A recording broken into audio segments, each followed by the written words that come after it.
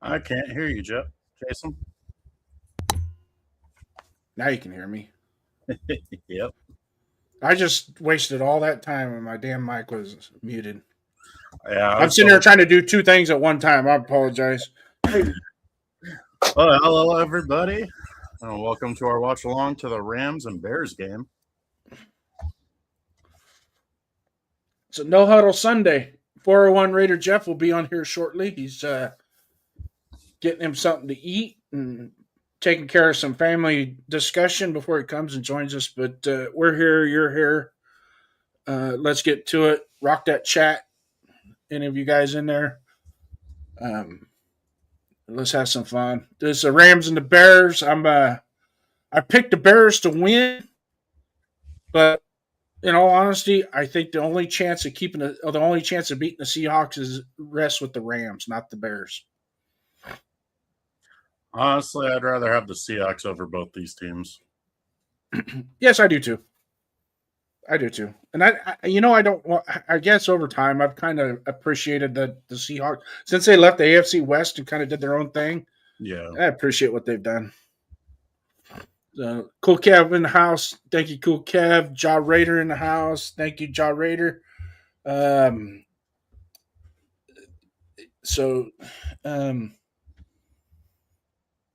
What was your take on the last game?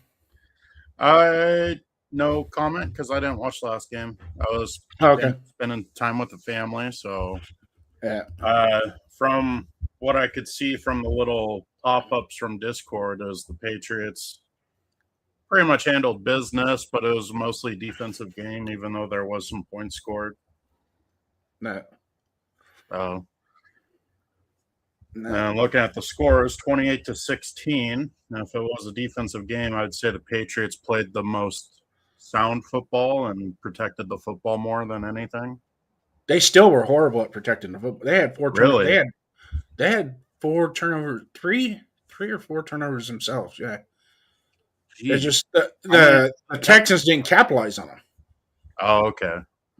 So both teams had a bunch of turnovers, just one actually. Okay. Yeah. That score makes sense then. Yeah. So Houston's offense was definitely terrible. Yeah, it was. Well, they didn't have Nico Collins, which it sounds like an excuse, but it does change their philosophy because Nico is he's their go-to guy, man. He's the straw that stirs the drink, as you can say, when it comes to that offense. Yeah, but I personally think Houston's receiver room is very talented. Both their rookie receivers are very good, and they held the fort down when the veteran receivers they had were hurt during the season. Yeah.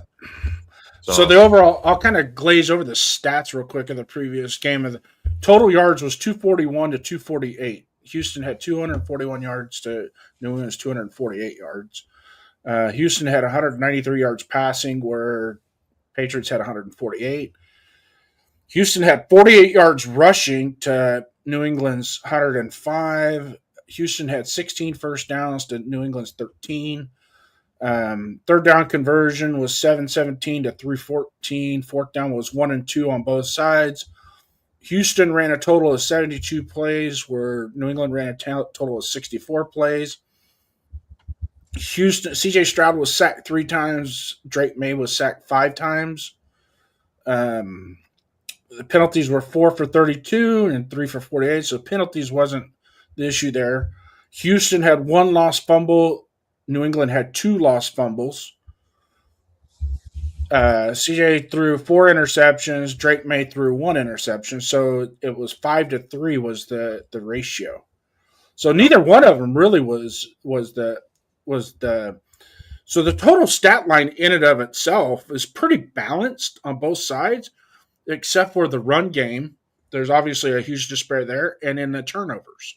So we'll get to basic football. We'll talk basic football concepts. Run the ball, don't turn it over, right? That's kind of what you want to do. Yeah. But we were going when that game was going into halftime, I looked at the stats. I just wanted to know exactly how, because they started off, they ran the ball 3 times on the first drive.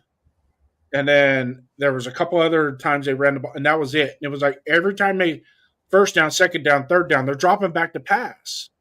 And I'm like, what are you guys doing? The score's 7-7, and they've already thrown the ball 21 times with only 9 completions. That's ridiculous. No faith in their run game at all. That's just, and I don't think that was the issue. There we go. That was a nice little return. Yep. Not bad. So we're going to be, our televisions are going to be off slightly. You're going to be a little bit behind me by maybe a half a play. So I'll let you do the reactions. And then I'll comment. When Jeff comes back in, he's going to be almost a whole play to 2 plays ahead of us on his end. Oh, he's going to be spoiling the game. Yeah, which, as long as it's not a Raider game, I don't care. Yeah. It doesn't bother me. I mean, we're here to have fun, watch some football, talk about it, talk about playoffs, talk about our Raiders if we want to. Yeah. Should we shout out the chat? Well, the only one we haven't honored here is Mr. I Not Bueno. Mr. I'm Not Bueno. He's shouting out to Cool Kev. Who else we got going on? I may have missed. I think I give it. You know what? If I didn't, Cool Kev, sorry, Cool Kev. Thanks, brother, for showing up. Tyler A7, what's up, man? What's up to everybody? Looks like we already got a fumble. Yeah, Swift. No, he was down. Was he? Yeah, he was down. Both elbows hit the ground and then the ball came out. Ground caused the fumble. Oh.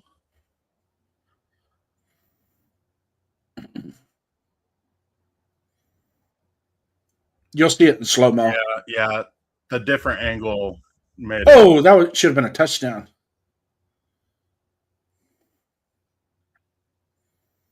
So Chicago moved the ball. Well, they got a good kickoff return. Got plus yardage on the kick return. Got some plus yardage on the first 3 set of downs. And Yeah, that shouldn't happen. Oh. Dunes didn't adjust to the ball.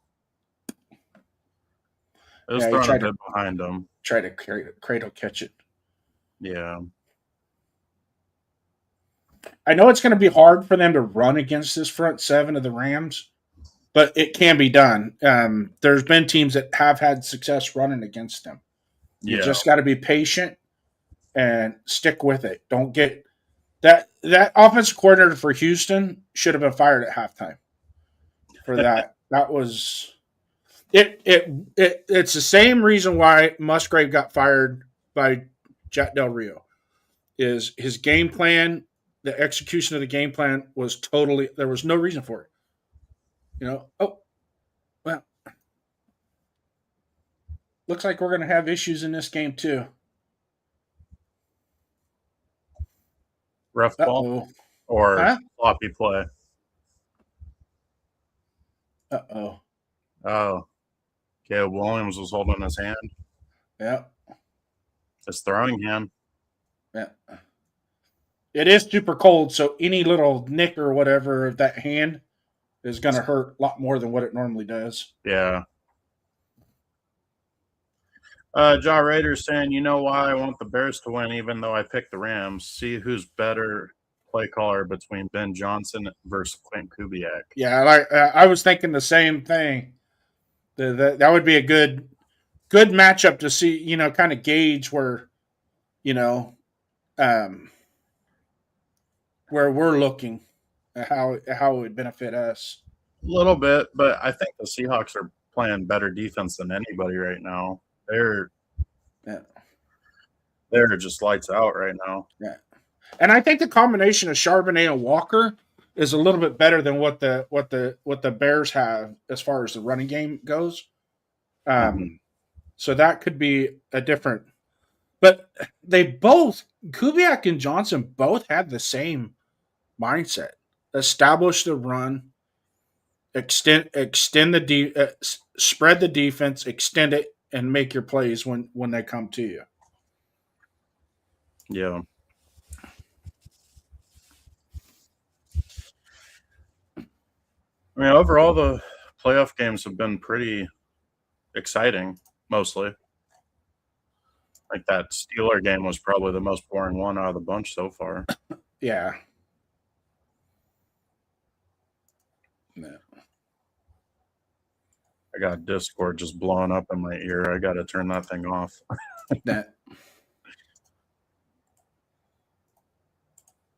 Yeah, I missed Truvosity's last. He made a statement. I sent Darkside a thing in the chat. I said, "Hey, check your DM," and then he said, "Check these," and I'm like, "Yeah, you want to go there? I'll make your mom put you up for adoption, son."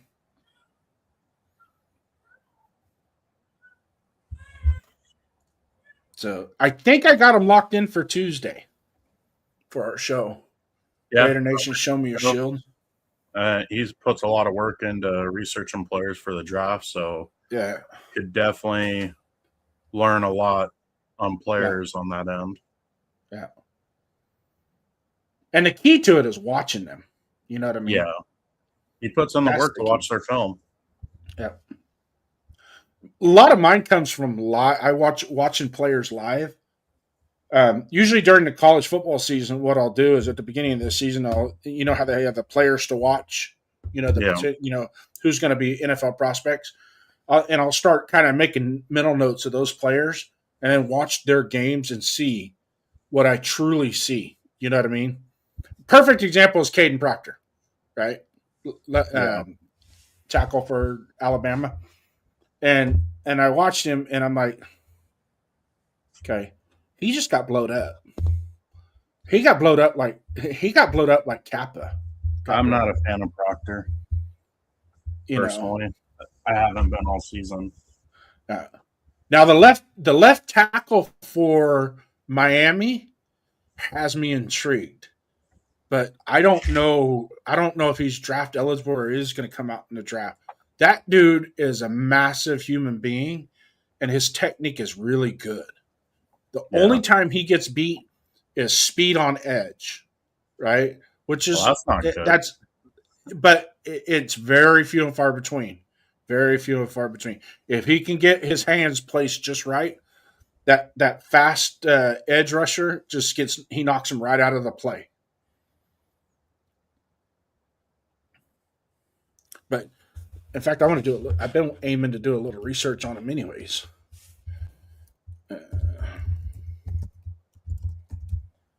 Stafford's being really safe with the football.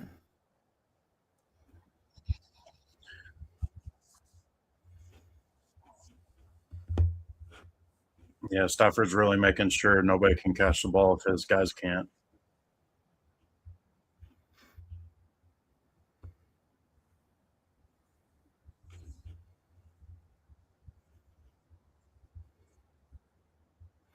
Oh, I like this.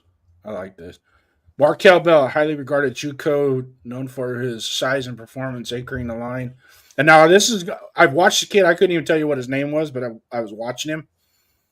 And just the way his fundamentals were just absolute. And he's such a massive human being that just his measurables alone. 6'9", 345 pounds. Jeez.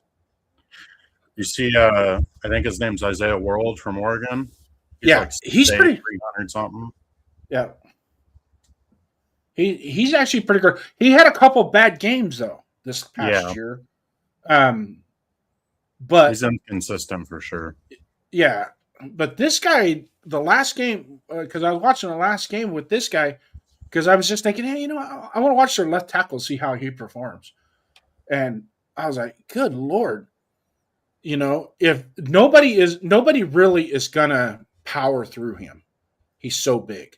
Mm-hmm. And the way with the leverage that he plays with, he's not like tall. He's not going back. I mean, he literally 3 or 4 times took on the edge rusher, and that guy just stopped. It was like, I just hit a brick wall. I can't go no farther. So Markel Bell, that's the guy we're going to be studying in the next few weeks, and then we'll see. Well, coincidentally enough, Dark Side is a Miami Canes fan. Oh, yeah. So we could ask him on your guy.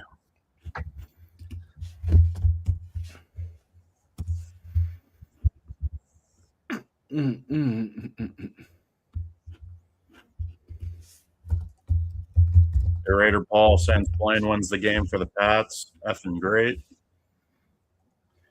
Yeah, still disappointed we didn't re-sign him. That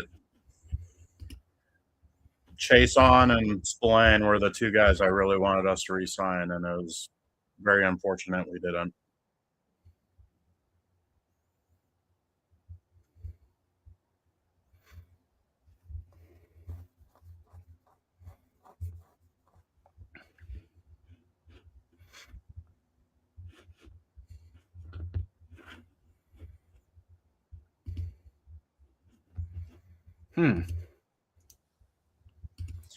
Yeah, because that coach was not a good head coach.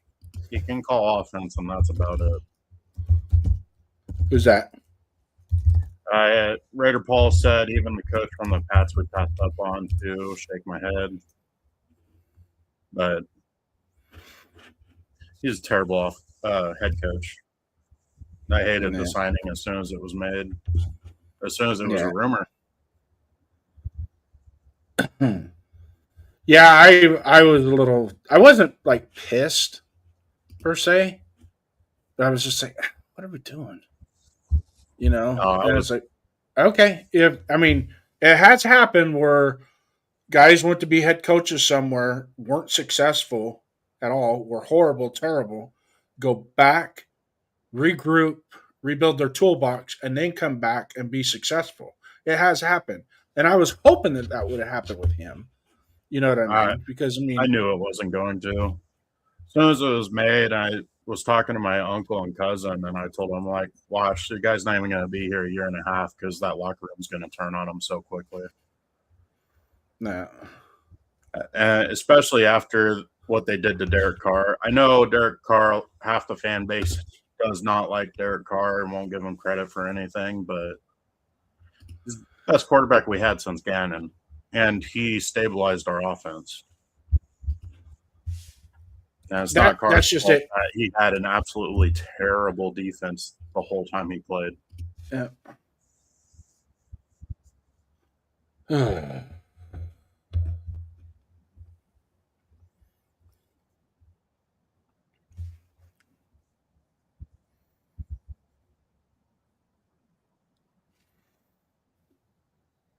And then Margoa from Miami definitely is. If we're gonna go offensive line, well, personally for me, if we're going top tier offensive linemen, which I honestly hope we don't, because we need to just sit and pick Mendoza.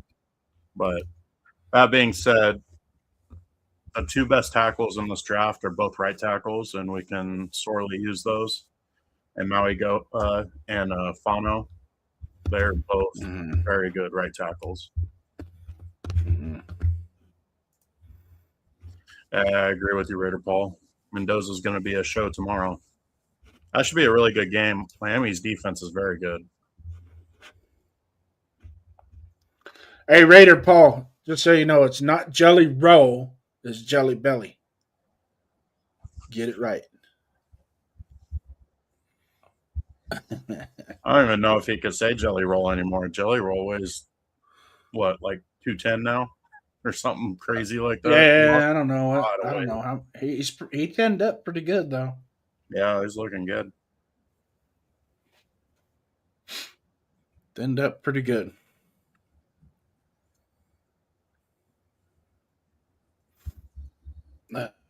Said no, you're Jelly Roll from the nation. That's all right. I am currently in week 1 of my rephasing. My daughter getting married this year. I gotta trim back down. I get down to 265, 270. Man, it's a different game, different look. Yeah. No, I definitely need to get back in shape again. It's a little harder when you're 53 years old, but I ain't trying to kill it either. You know what I mean? It's I got nothing but excuses, so I just need to shut them down and just go do it. Yeah. The biggest thing is, so what I usually do is like the first week or two is just diet with minimal exercise, right?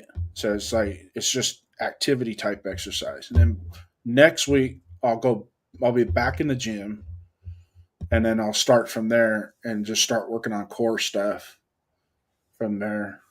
Yeah.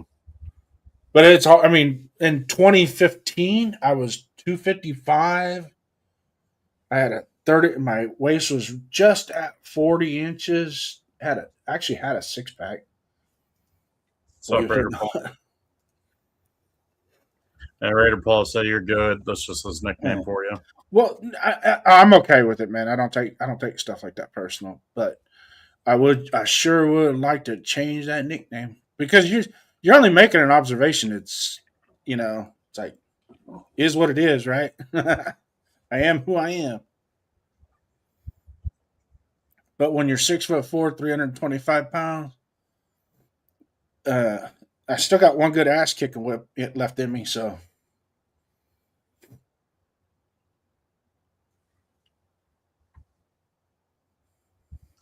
Hey, Jason, I'll be right back. Alrighty, we'll be here waiting. Yeah. Gotta. He's got to take the Chiefs to the Super Bowl. Alrighty, ladies and gentlemen, it is now. Well, after the field goal, we will be at 7-0.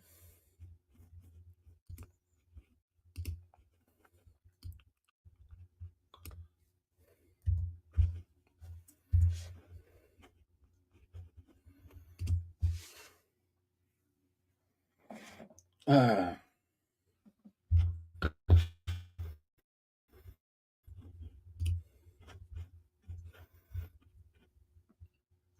Same here, Raider Paul. Same here.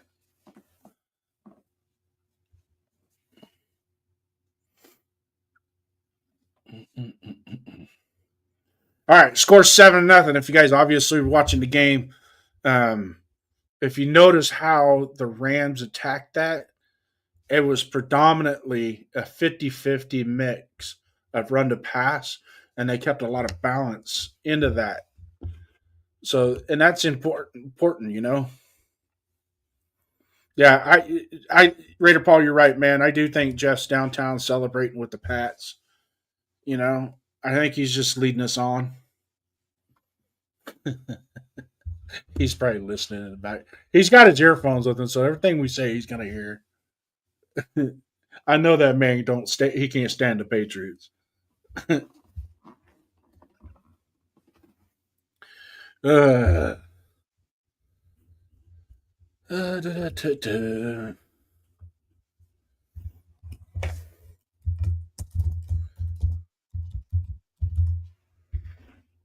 Do, do, do, do, do.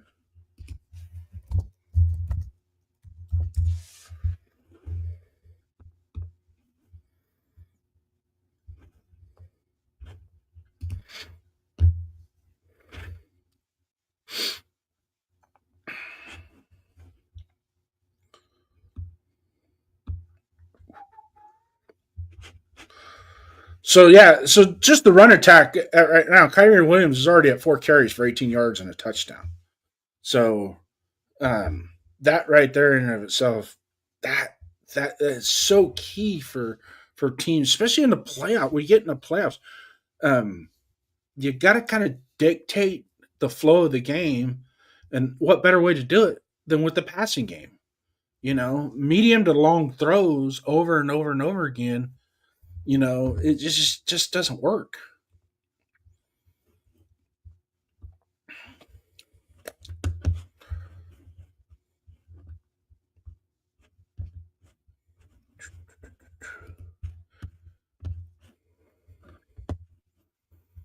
Yeah, hey, Paul.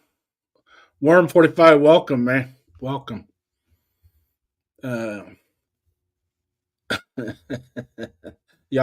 Y'all can have CJ Stroud. We don't want him.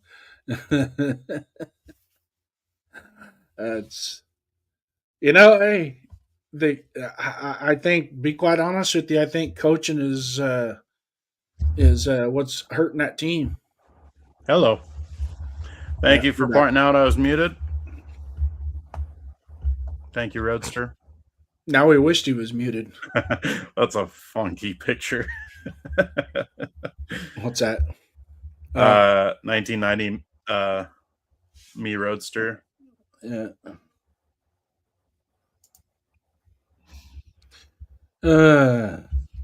Gave me a chuckle.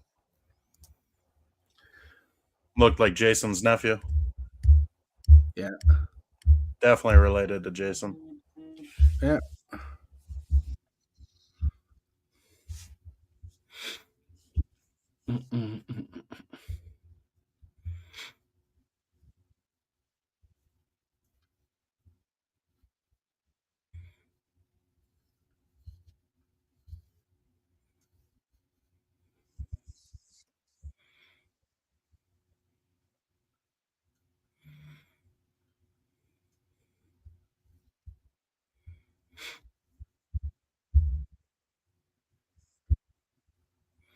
And I like earlier, wasted talent was in the previous live show that we had for the earlier game, and one of the keys to the game at the second half we were talking about was come out, establish the run, right? Because ultimately in football is when you're on the defensive side, you want to make the offensive side one dimensional, right? You want to try and limit them and make them one dimensional to where if they're going to have any success, they're going to have to try at a certain portion of it, whether it be deep to middle throws. You know, they're going to get away from the short throws or even the check down type stuff.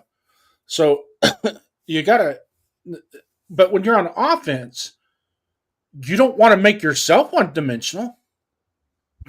That makes it easy for the defense. Yeah.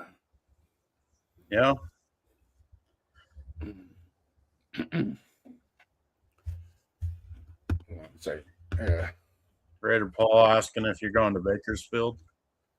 No, I'm not going to go to Bakersfield. I do have the draft in my back pocket. I might go to the draft. Right now, I'm only probably about 10% sure I'm going to go to the draft because I think if I go, I might end up going by myself, which isn't. I don't care about that. But yeah, I don't think because the Bakersfield is. It's cool because Raider fans get together and enjoy some camaraderie and things like that. But what I look at it from like the draft to me is kind of the beginning of building our team. Even though we have free agency and the free agency, that's fun. But the draft, for some reason, it's just so much funner because one, you're seeing the kids that are in the draft. You see the fruits of their labor start to come to light, Mm-hmm. and see the smiles on their faces and stuff like that. That's pretty cool. I like that. But also at the same time, it kind of gives you an idea of what our front office and our coaching staff are starting to think. But this year the free agency is going to tell us a lot more. Marcus Banks, welcome, brother. Yep, much love to you, my friend.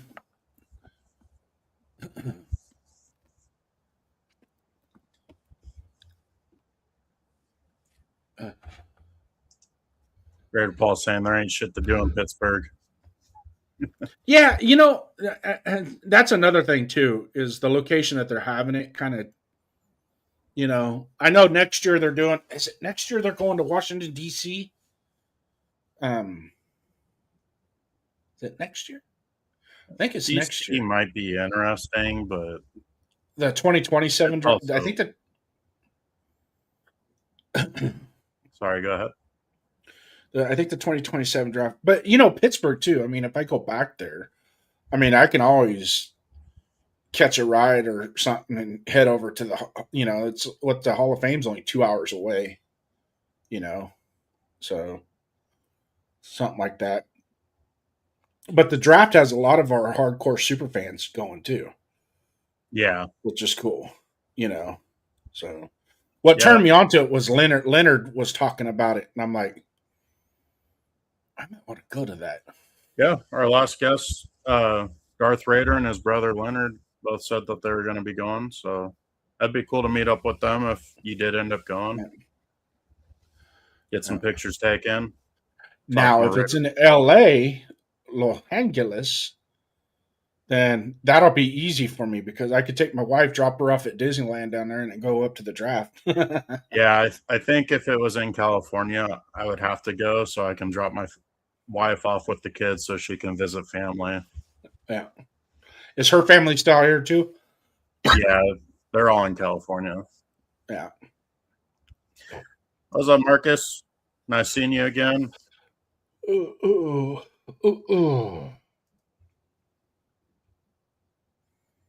Marcus is a Colts fan, right? Titans. Sorry. Titans fan. I knew it was a blue team.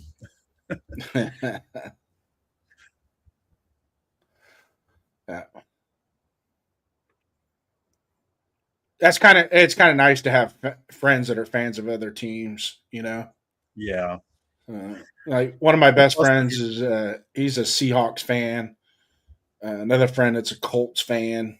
I got some friends that are Pittsburgh Steelers fans that are respectable Steelers fans. Yeah.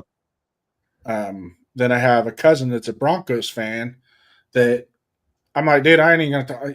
If you ain't smart enough to figure out Tim Tebow is not a good quarterback, I'm sorry.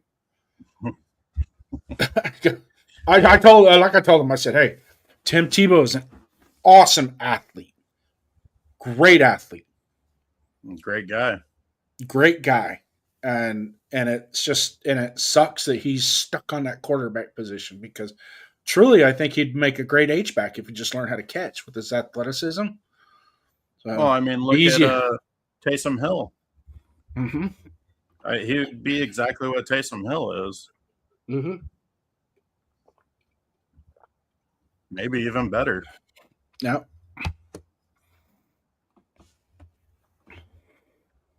No, but it's definitely fun watching games with friends that are fans of other teams when both teams either suck or are really good.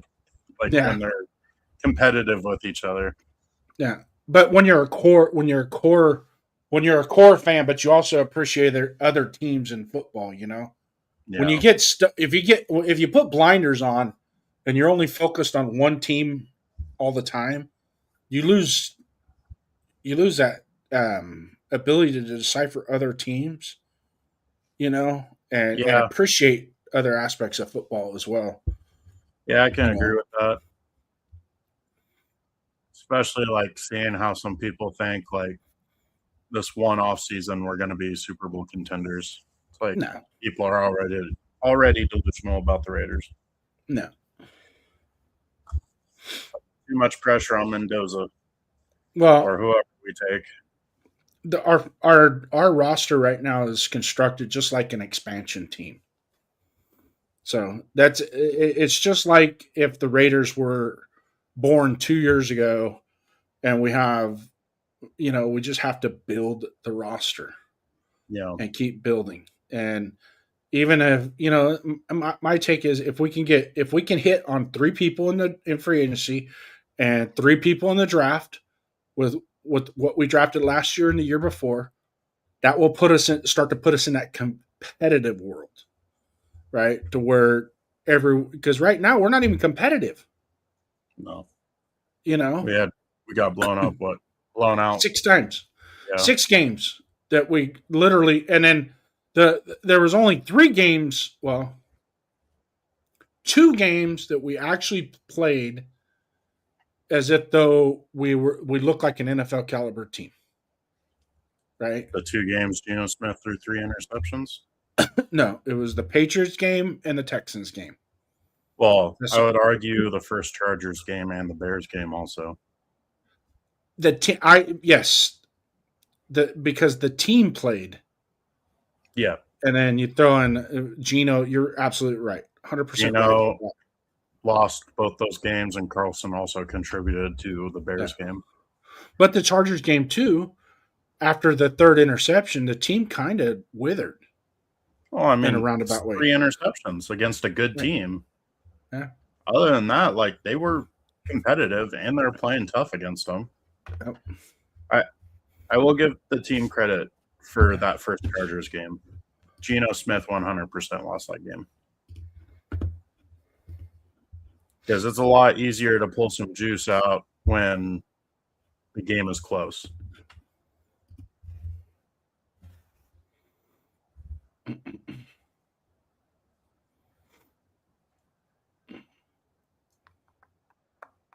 But yeah, that Washington game, that was complete disaster. We got nothing but garbage time touchdowns. Tucker's 3 touchdown game. And then where was that the rest of the season? Geno throws 3 touchdowns to Tucker and then doesn't look at him for most of the season after that. Well, he did that with Bowers too.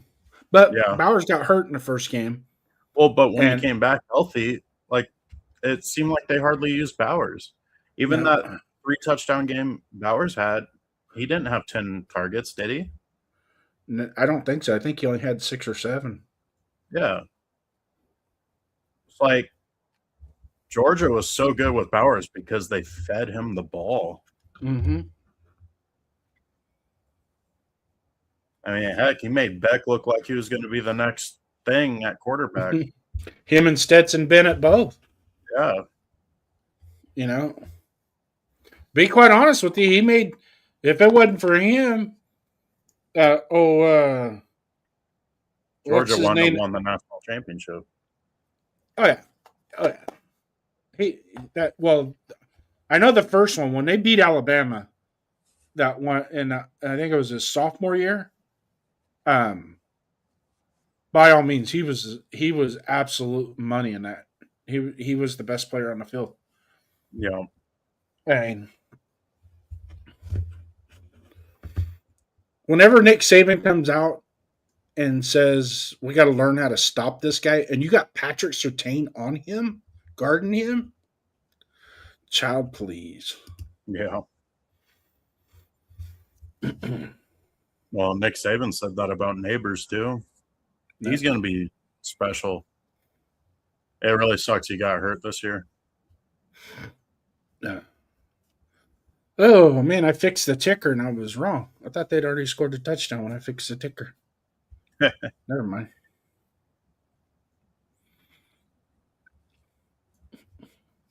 Oh, that was a nice throw. Mm-hmm. As much as I'm not a Caleb Williams fan, this year the addition of Ben Johnson for him this year has really, Yeah. yeah. Kingsbury and Riley couldn't do what Ben Johnson's doing with this kid right now. Williams has still been somewhat inconsistent this year. Next But he's year, making plays. he makes a step up, then that's when it's like, okay, he's for sure legit. No. One thing that I appreciate with him is he stays with it. He's not quitting or giving up. He's staying with it. Oh, he's always trying to extend the play. Well, not just that. It's, when they're down by 2 scores, he's not trying to do too much, but yet still making the plays. Yeah. And he's keeping his head in the game. That's important for these quarterbacks, especially the young quarterbacks that are developing, is to realize that, the NFL football really truly is one game, one play at a time. And that's what it comes down to, is one play at a time. Well, look at the Bills-Broncos game last night. Every play mattered. Every play. Even that little 2-yard run in the second quarter, it means something. Mm-hmm. Yeah. Did you see their mascot leaving skid marks on the field? Yeah.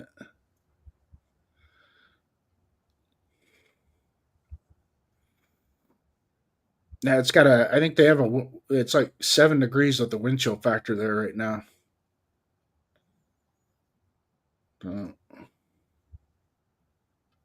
Where you're at in South Dakota, what's the weather outside for you? Let me pull that up right now. All I know is before I got onto the show, it was snowing sideways and one was blowing pretty dang good. Mm-hmm. But currently it's 12 degrees where I'm at, and it feels like -9. Mm-hmm. And we have wind gusts up to 38 miles per hour. Yeah. Yeah, that's why the snow's sideways, huh? Yeah. It's not even the worst we've had, though. No. Last year in the winter, the wind was blowing so hard that it blew all the snow away. Like, it actually snowed a decent amount last year for us, but the streets stayed clean because of that wind. It's a bad throw. Yeah, one of the coaches at Manteca High School, when I was working at Manteca High School, him and his brother, they both went to Minot College there, and I think that's in North Dakota, right? I don't know. Minot, I've never heard of that Minot, college. Minot. Chicago's doing pretty well. Susu. They're tied right now. They just scored a touchdown and almost came up with an interception. Yeah.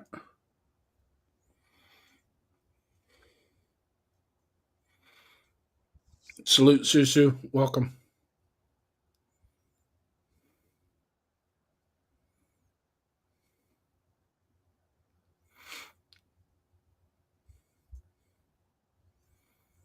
It's really nice about having the volume turned down so we can do the live part and still watch the game? Yeah. I don't have to listen to Chris Collinsworth. I can agree with that. I've never liked Chris Collinsworth. Yeah. It's a shame, too, because I really like his partner he calls games with. Al Michaels, Yeah. I can't stand him either. He's a Raider hater, bro. Yeah. He hated Al Davis. Hated him. That's fine. And he emphasizes anytime used to play for the Raiders, scores a touchdown. He emphasizes that. It's like in this game, he's probably saying, he'll probably say something to shit on the Raiders because of Devontae Adams. Devontae Adams. Susu said, let's go. I don't like Sean McVay's face.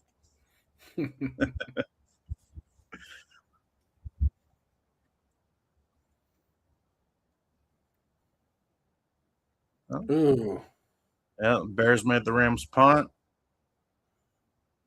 Had him pinned inside the 5, too. Yeah. Luther Burden, he's a good punt returner. Yeah. Well, that was Duvernay. Was that Duvernay? Yeah. He's good, too. So, 13:50 to go in the second quarter. Scores tied 7-7. Chicago will have the ball back after commercial, and I will be right back after this commercial.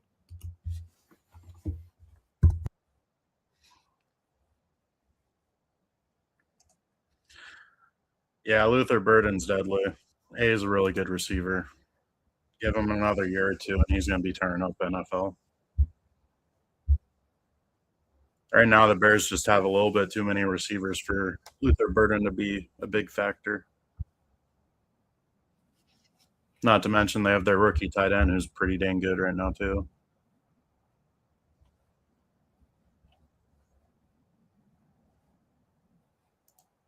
I'm doing good. Can't complain. Watching some Sunday Night Football.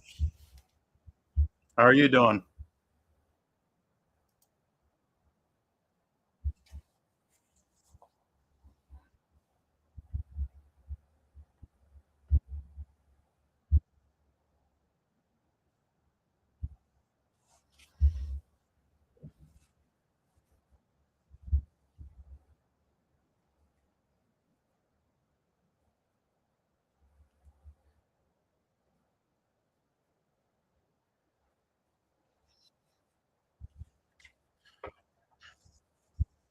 So, unfortunately for us Raider fans, Patriots won and the Broncos won.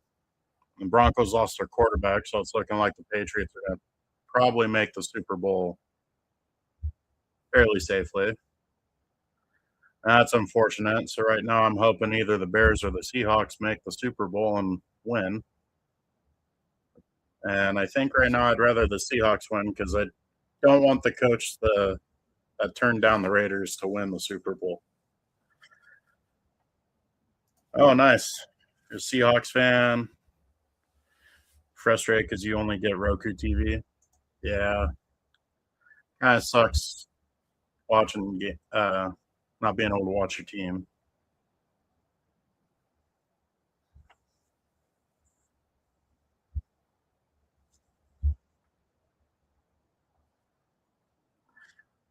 Another kind of crazy thing about the Seahawks is Darnold.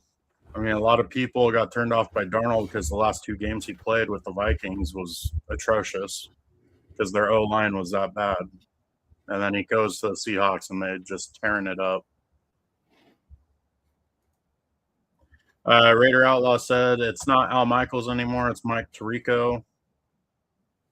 Oh, yeah. Al Michaels is on Amazon. Kirk Street. You're right. Which I like that pairing too. I like Kirk Herbstreit. Yeah. Kirk's very fun to watch. Thank you for the correction, Raider Outlaw. You're welcome, Susu. This is my first time commentating on a game, so sorry for the fumbling.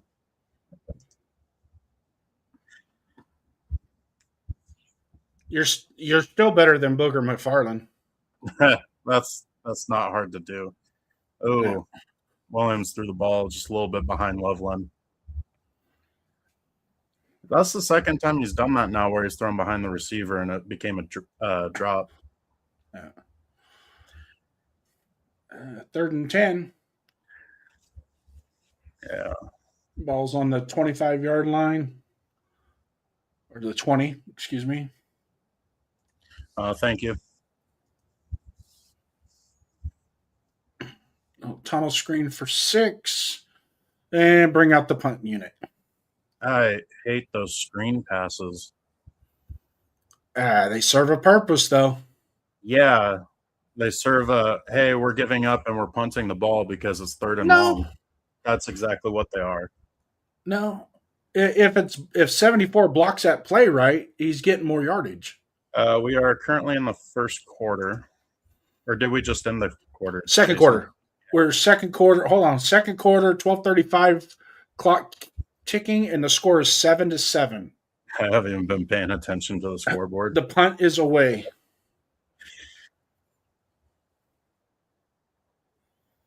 And it trickles out of bounds at the 24-yard line. So when we come back from commercial, it will be the Rams ball. Second quarter, 12:24. Score 7-7.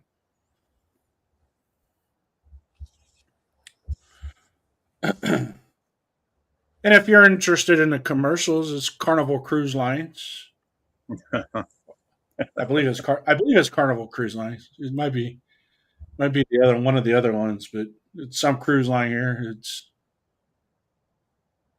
showing all these people happy and jumping around on a boat in a pool. Accelerator coming in with the score prediction of 97-10. Bears winning. Nice.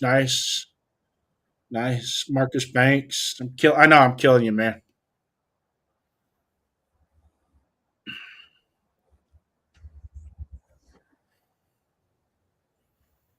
Sue's like, I don't want to listen to the commercial, the play-by-play in the commercials. That's funny.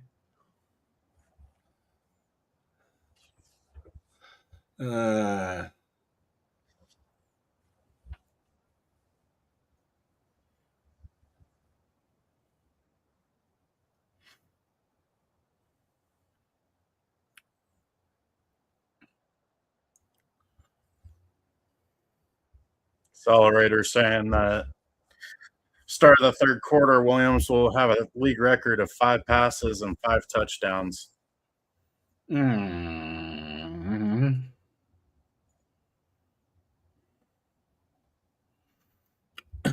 Yeah, Accelerator and his bold predictions.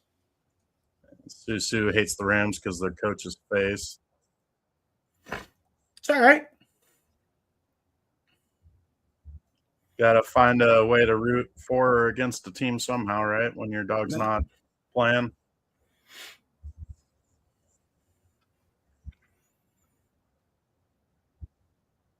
I just think the Rams has a better chance of beating the Seahawks than the Bears. Now, I do want the Seahawks to win. Don't get me wrong. She is a Seahawks fan. Yeah, that's why she wants the Rams out.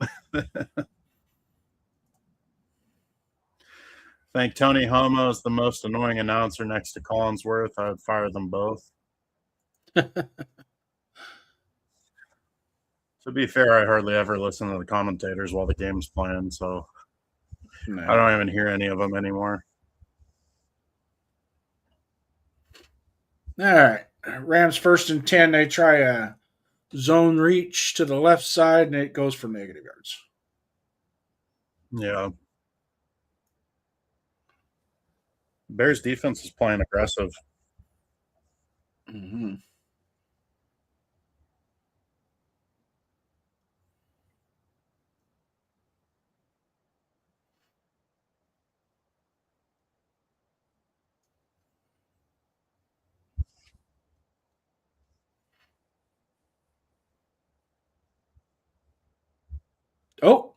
Oh, get on it. Get on it.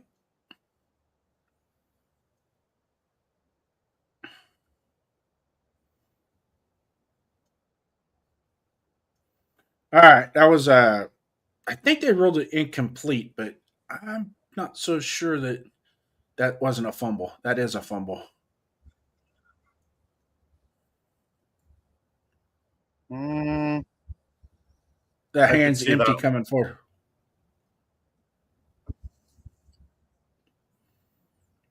Anyway, either way, the Rams retained the ball. Third, it was a fumble. 3rd and 11. They lost a yard on the recovery. Yeah. Nice. Ferguson for a nice 14-yard catch. 1st and 10 for the That was a Rams. perfect throw. Just out of the reach out of the linebacker playing the underneath zone. Nice layered throw. Well, that's Stafford, man. That dude's just solid. Yeah.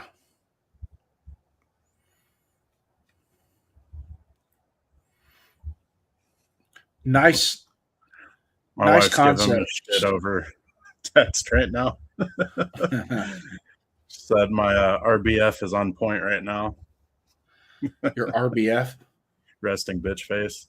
My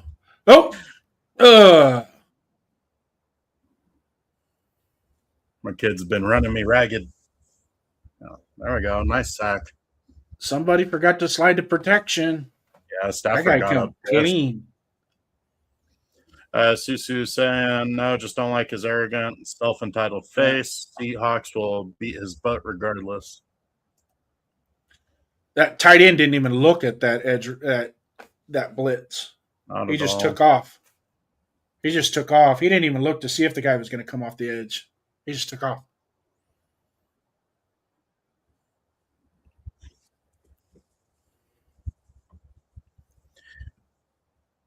I don't know about you, but it seems like the momentum is on more Chicago's side right now, just because their defense seems to be more aggressive and taking control of the game more, where it seems like the Bears' offense just isn't clicking right now. Yeah. So right now it feels like it's a matter of the Rams are surviving until the Bears start clicking.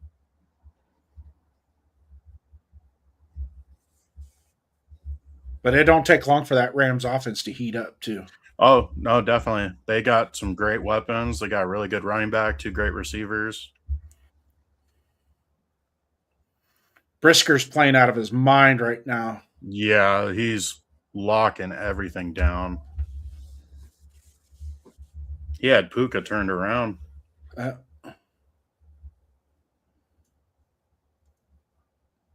Nice. Went double vision on that. Perfect.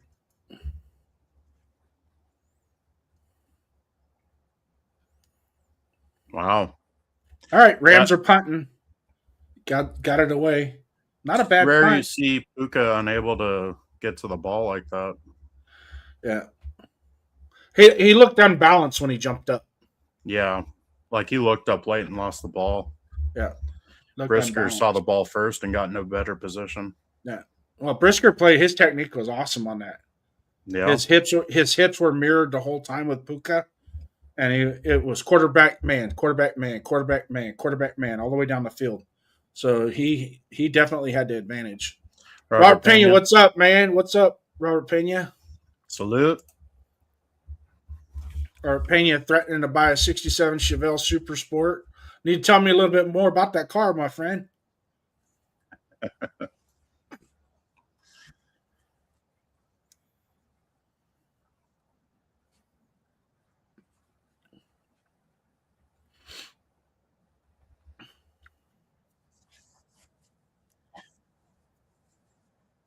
I need to get my car out and drive it, man. That thing I haven't driven it in 3 weeks, 2 or 3 weeks. But the weather's been so shitty, and I don't like taking it out when the road's wet because I put a lot into painting it when I redid it. I totally stripped the undercarriage and painted it and did a really nice job, put all new suspension underneath it and stuff. So underneath it looks really clean. Right on. What's the makeup of it? Is it like a original 67? Is it little modifications here and there? What you got? What's going on with it?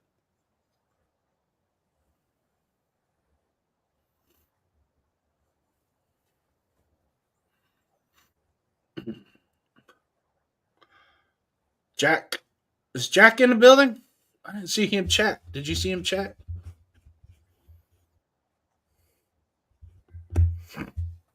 Pena saying his car will only go to shows. Yeah. So it's an OG. Hey, if you my friend in Keno, Oregon has a 67 that he's building or redoing. It's a frame off restoration, nut and bolt restoration. And the car was, he has the documentation, he has the build sheet for the original build sheet for it. So it has the original motor, original transmission. He took the motor out, had a company over in the Bay Area go through the motor and redo it.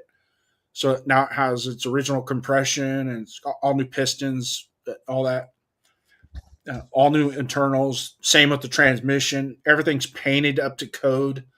All the hoses, everything to this car. It's about 90% done. He's got about another. I think he said he's got about another 60 to 80 hours worth of work to do on it. Bears run to the right side for a gain of 3 or 4. So nice little chunk play. When it's all said and done, that car's going to be worth about $120,000. All numbers matching with the build sheet. He's got the original build sheets, man. What's up, Jack? Now we see you in the chat, brother. Salute, my friend.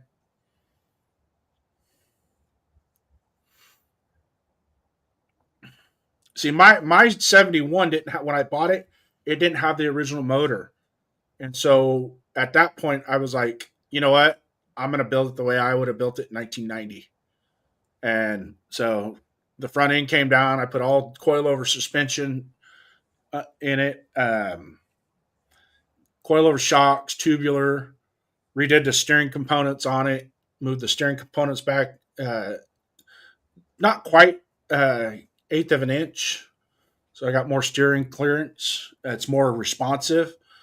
And then put a 434 cubic inch small block in it, which puts out about 600. Well, it dynoed at 633 horsepower is what it dynoed at. So there we go. It's got some oomph. So nice completion by Loveland. Oh, look who's joining us.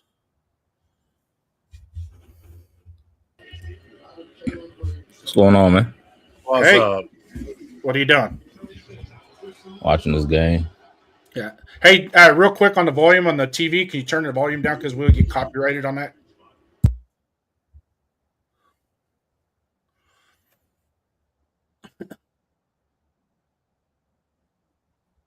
I can't even hear it. I think he cut his mic. Oh.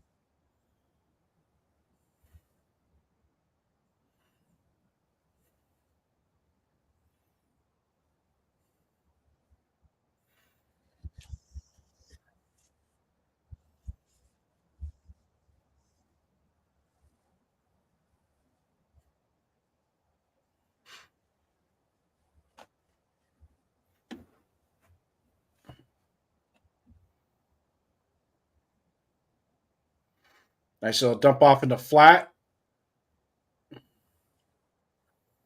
Good play. Rams will have 1st and 10 on their side of the Rams side of the field, or the Bears will have 1st and 10. Yeah, you're good now. Yeah.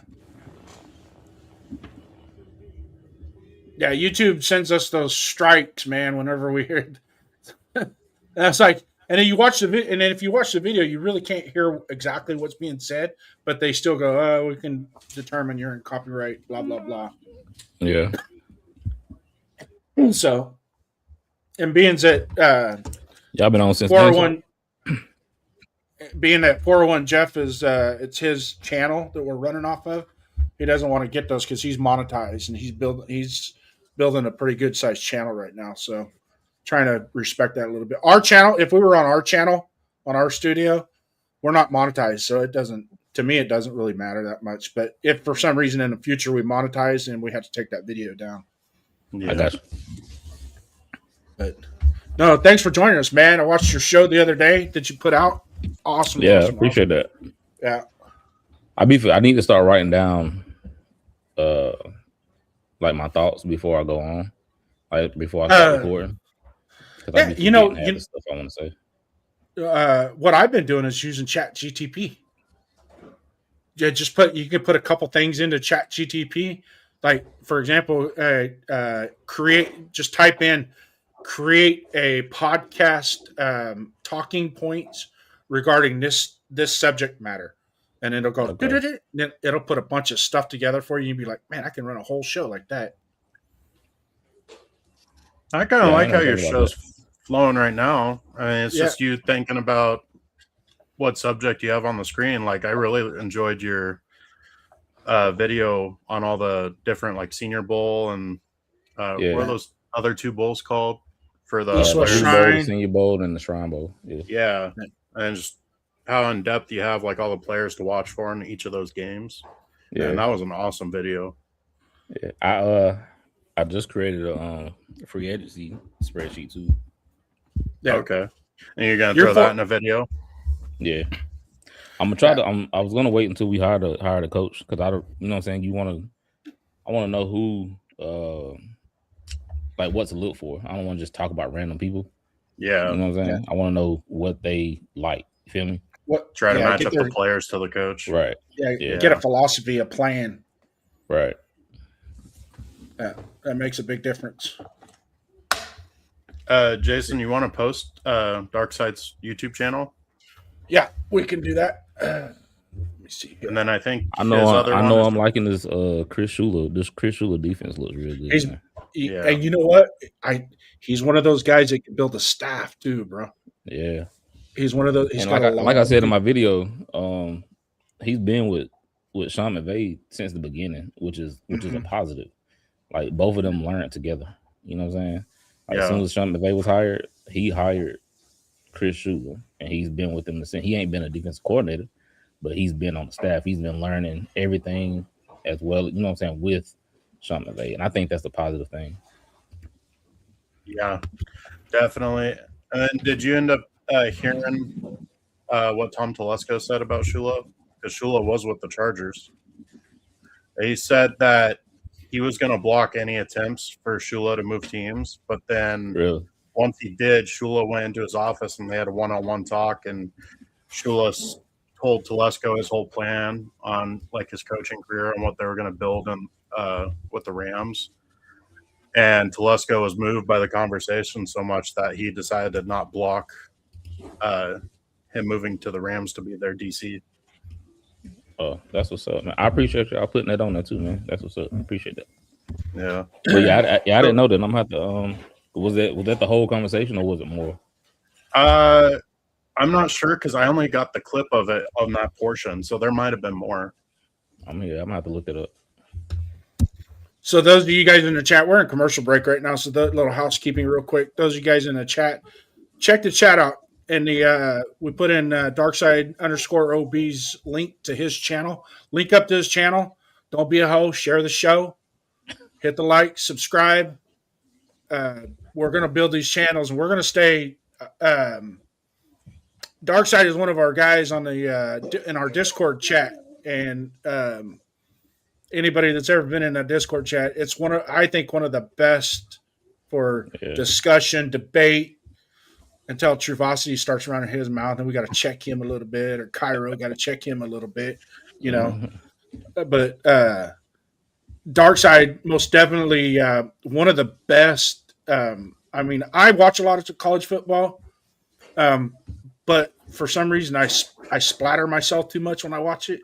This guy is dialed in when it comes to the college football, the aspects of college football, what to look for, what to see. Even though he's a Hurricane fan. Oh, yeah. I'm not gonna crush him. Not gonna crush him for being a Hurricane fan, but it is what it is. Now, I myself, I don't have an allegiance to a specific university, but I do like watching good college football. Oh yeah, I like watching good football. Period. Good What's football up, all Dixon? around. Yeah, high school football. I like watching high school football. Yeah, Mendoza. I love Mendoza. Dixon. It's a question. Yeah, Dixon wants to know your thoughts on Mendoza.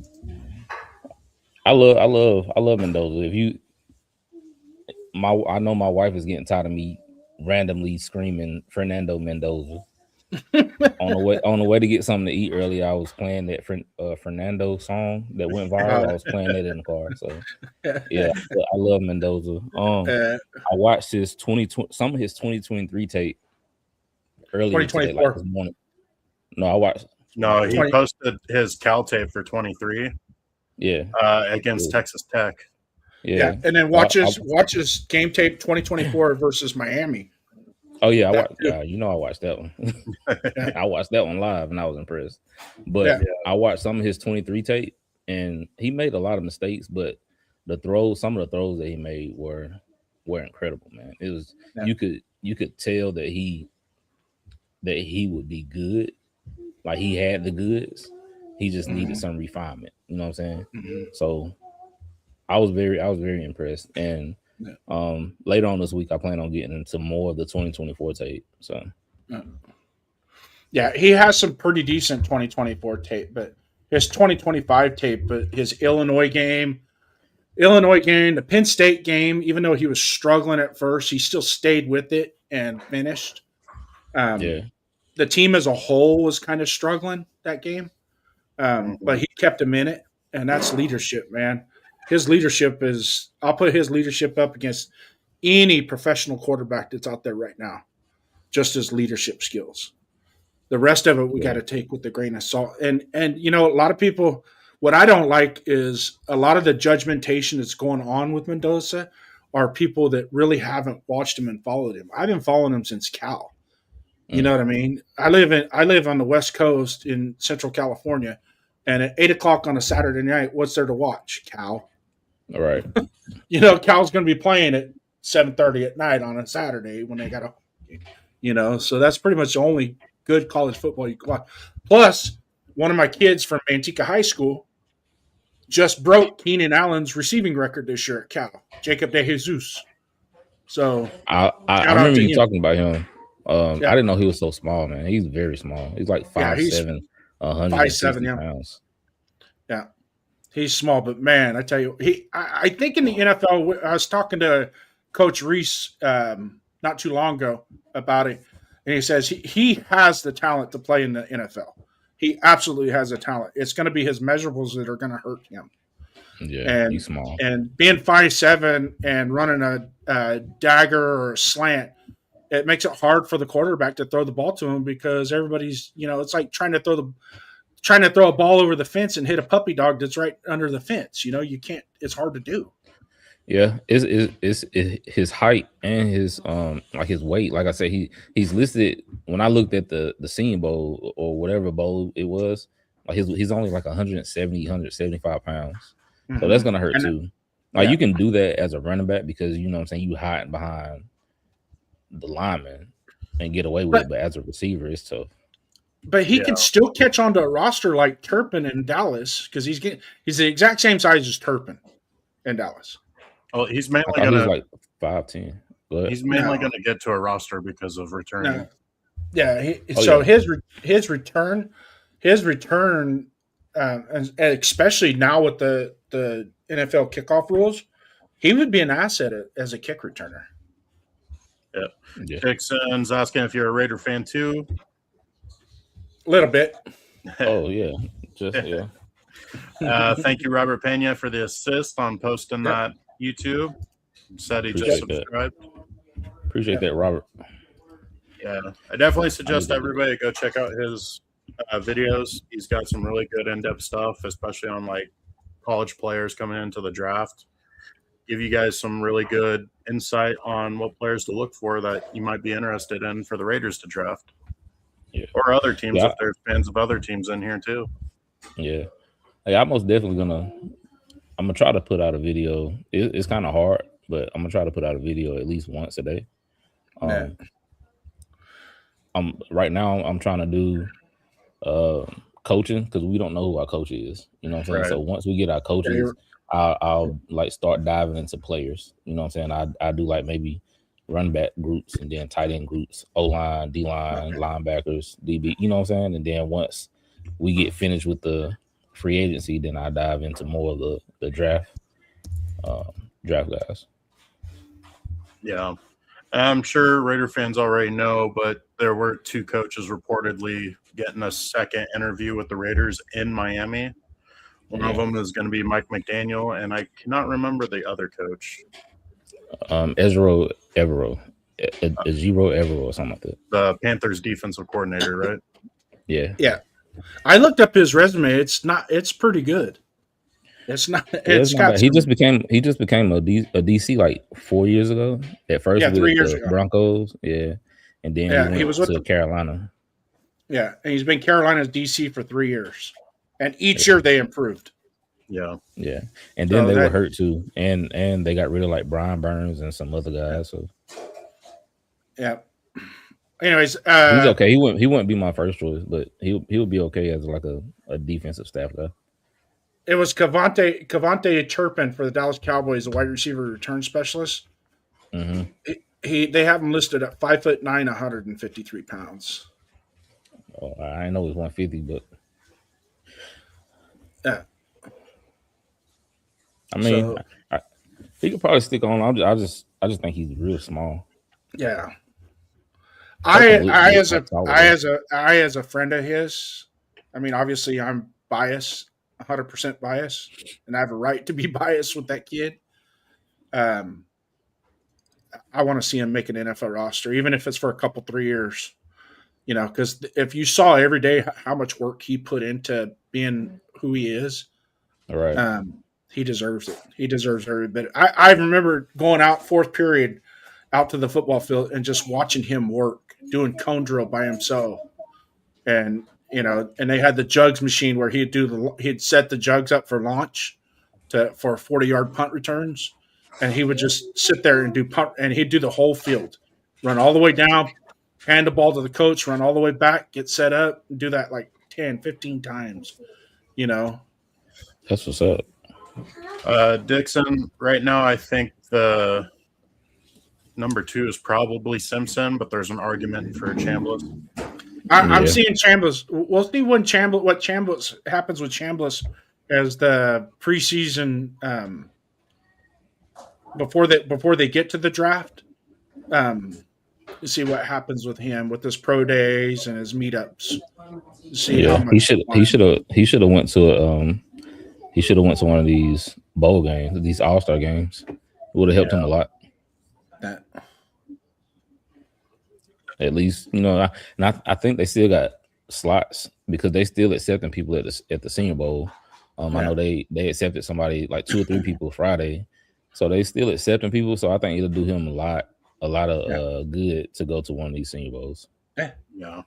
Well, Chambliss really started sticking out towards the end of the season and then the bowl games and the playoffs. He really played well. And Simpson, for him, unfortunately, his last 3 games, he struggled. Yeah, he broke his ribs that last game too against Indiana. Yeah. I think he should have stayed, especially because he doesn't have very much experience as a starter. I thought he was going to stay. Yeah. But I guess he looked at it differently than Dante Moore. Dante Moore wanted to prove more in college. I guess he looked at it and said, "This is the as good as time right now, since the quarterback class is weak." Yeah, quote unquote. Yeah, it doesn't have a lot of depth to it. Mm-mm. There's going to be a lot of 2 and 15 teams next year, though. Think so? What's up, 805 Raider? Hey, Darkside, have you ever watched 805 Raiders podcast? No, I haven't. He's got a good podcast. He does film breakdown. He's going to start in the off. He's going to start here pretty soon with prospects, the draft prospects. Some film breakdown on them.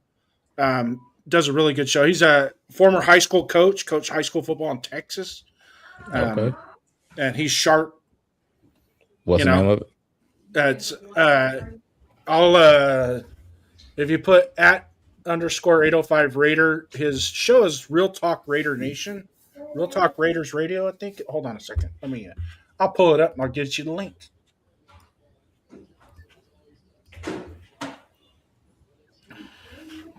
Oh, I got it. 805 Raider. I got it. Yep. And he has Severe Raider and Chris from Protect the Shield both on there with him. And I feel like great show. I feel like I have seen this. Yeah, great show. Yeah, he's one of our guys. One of my one of the guys that got me motivated to kind of do this and come out and talk Raider football with people on YouTube. Yeah. Okay. Yeah, I feel like I have seen. I haven't seen it on YouTube. I've seen it on, I think, on TikTok, not TikTok, Twitter. Yeah, one of those. But yeah, his content, he's a really good content guy.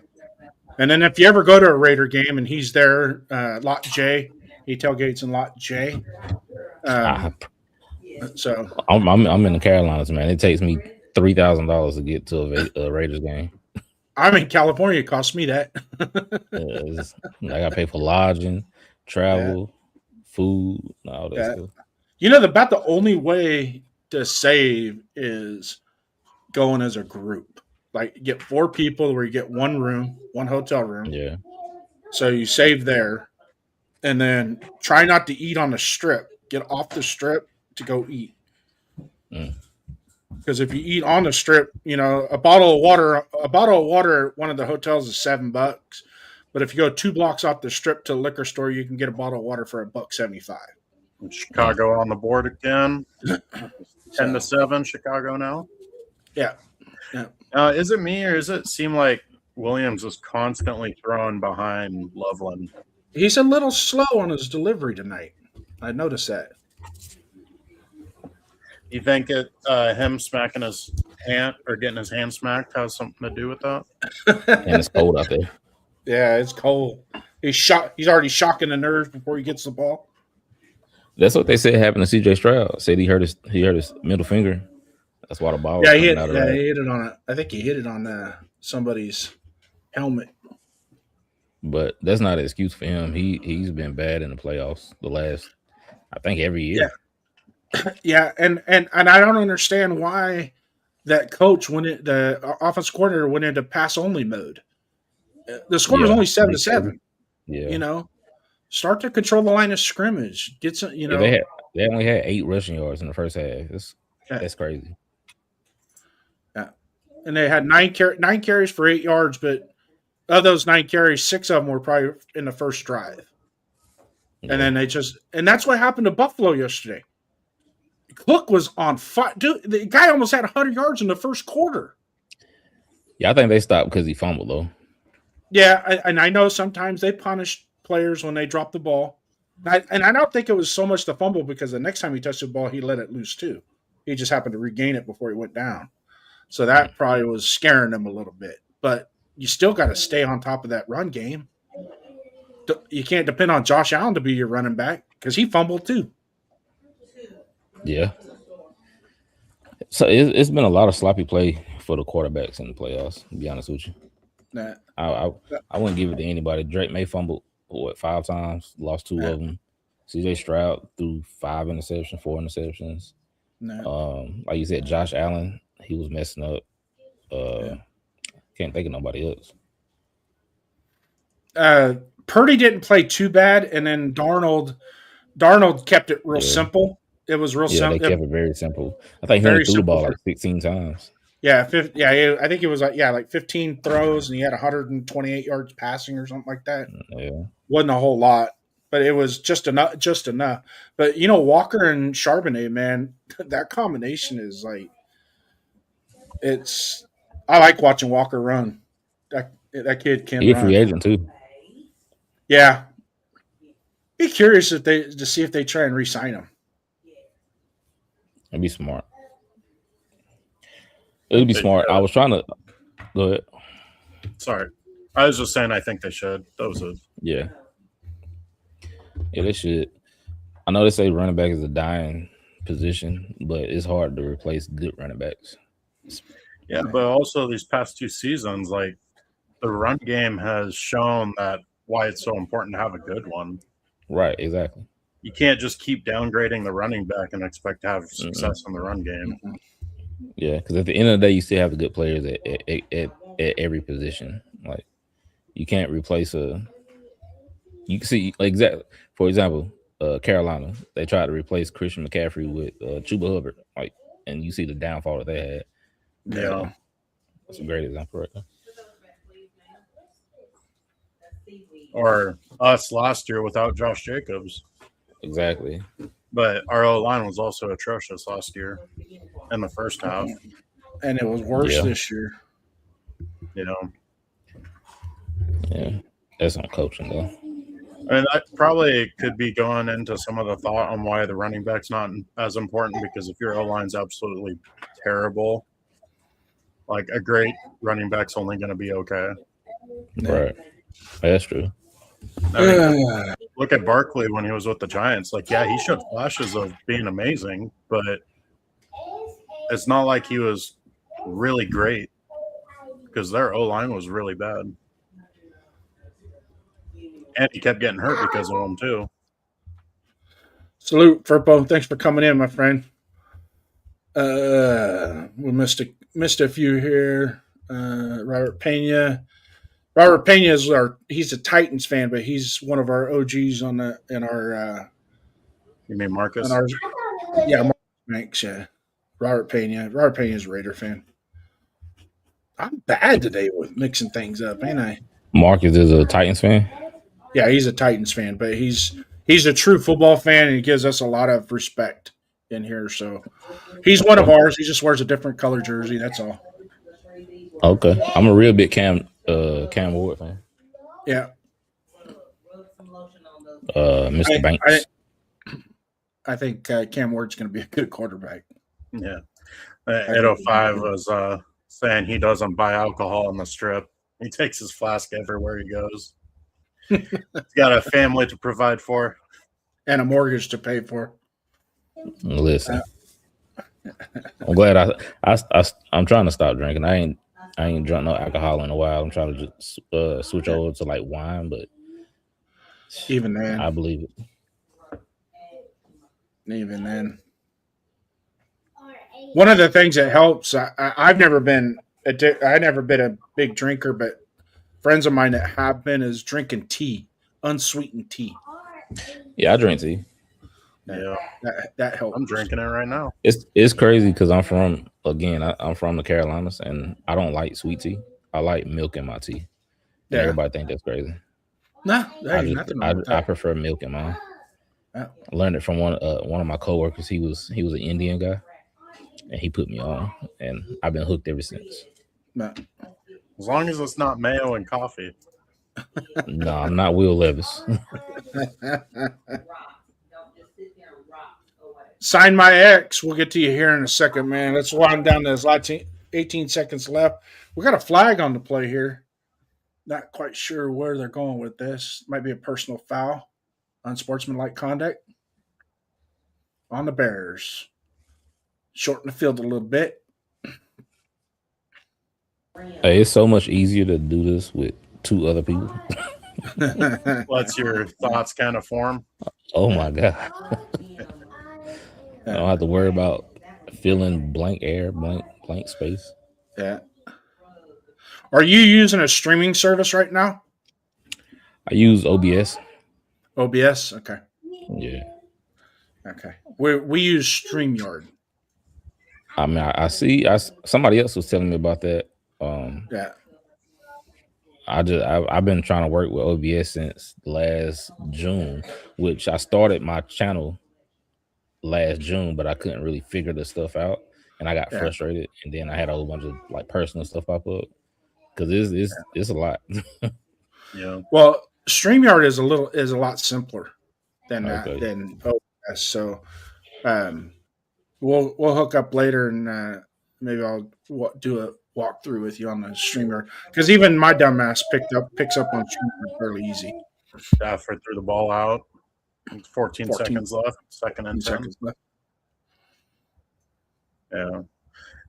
Yeah, James Furpo, I'm pretty much the same, except for now with me having a new baby, my kids are running me ragged. I'm been drinking a lot more soda than I have been. Yeah. I've been drinking a lot of water and taking taking a ginger root, chopping it up, and some lemon, and throw that in the water and drink it.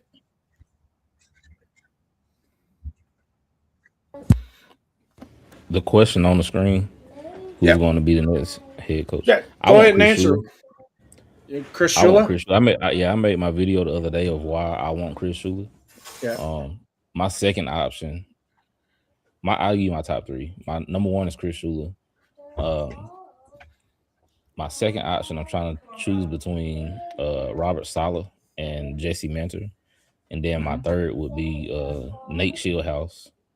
I'd rather go, if we're gonna go offensive, I want a guy that's been with Sean McVay. I know Clint Kubiak is the fancy name nowadays this year, but again, if we're gonna go with the offensive guy, I want somebody that's learned under Sean McVay, who's probably the best offensive mind in the last 10 years, whatever. Probably him and Kyle Shanahan between them two. So that's what I would do. That's just my opinion, though. But Chris Shula is my number one. What about you, Duncan? I mean, I've been off and on as Shula as my number one, so he's consistently been floating on that. Kubiak, I almost feel like he's kind of being forced, like by media and other people, that he's the number one offensive guy, which I understand after the Seahawks' success this year. But like last year, he had 2 great games at the very beginning of the season with the Saints, and then other than that, he didn't really have much. So I feel like Kubiak needs more time, but at the same time, if he is that next great offensive mind, you kind of got to snatch him up now, just so he's still available for you to get. Or if you're slow in pulling that trigger and he ends up being that guy, you're going to kind of kick yourself. I do like a lot more of the defensive coaches to be the head coach, but the issue I have with a defensive guy being the head coach is if we hit the offensive guy coordinator and it's not like an old retread coach that was a head coach where he's not going to be signed away, we find success and our offensive coordinator is going to be taken away. So it's kind of tough. I definitely do think there's 2 or 3 defensive coordinators that are probably the best candidates as the head coach, but that offensive coordinator possibly being stolen is kind of my issue with it. Yeah, my take on the next head coach, and I really don't want to put a dime down on a specific name in and of itself, but going along with the same concepts as what you're talking about with, if we're gonna focus on our offense to be, the focal point going into the offseason, sure. Hold on a second. Just give myself a sunburn doing. If we focus on going offense as in free agency, draft, whatever, and that's going to be our focal point, having an offensive minded head coach seems more logical. And then running off of what Duncan was saying is if you have a solid offensive minded head coach, that somebody coming and plucking your offensive coordinator from you after 1 year is going to be less. Whereas versus defensive coordinators, it's going to be a little they're less likely to pluck that guy that has success 1 year as a defensive coordinator. Does that make sense? But having said that, what Woodside or what's that? Dark Side is saying with his first choice with Chris Shula, not only are you getting a defensive minded head coach, but he's also the type of coach that can coach both sides of the ball. Right? He might not be perfect at the X's and O's as developing the scheme or calling plays on the offensive side of the ball, but he knows the offensive side of the ball.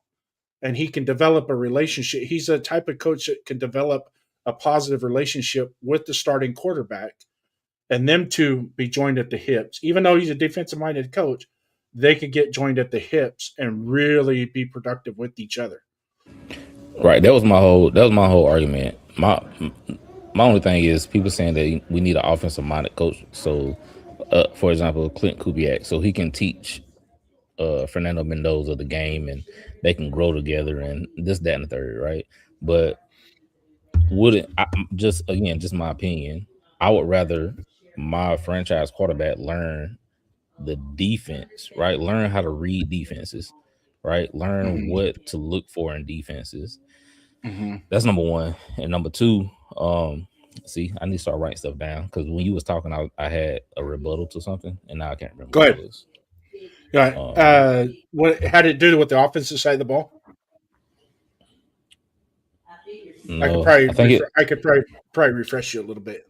No, I think it was the you said something about that it wasn't a rebuttal. It was just agreeing that if the team is doing good, right? If we in the playoffs and the offense looks good, Fernando Mendoza looks good, hopefully we take Fernando Mendoza. But if he does look good, then that offense coordinator is 9 times out of 10 gonna get plucked after like the second year of consistent improvement, right? He is gonna get plucked away. But that just comes with the territory. Like, we hope that happens, right? And then hopefully the guy that you have like as a quarterback's coach or whatever, he can come in and run game coordinator. Yeah. Run game coordinator. He can come in and say, okay, now you're the offense coordinator. You're gonna run not exactly what we were doing, implement your own little tweaks to it, right? But the verbiage probably still be the same. You just have your own little tweaks, and then you just keep that cycle going.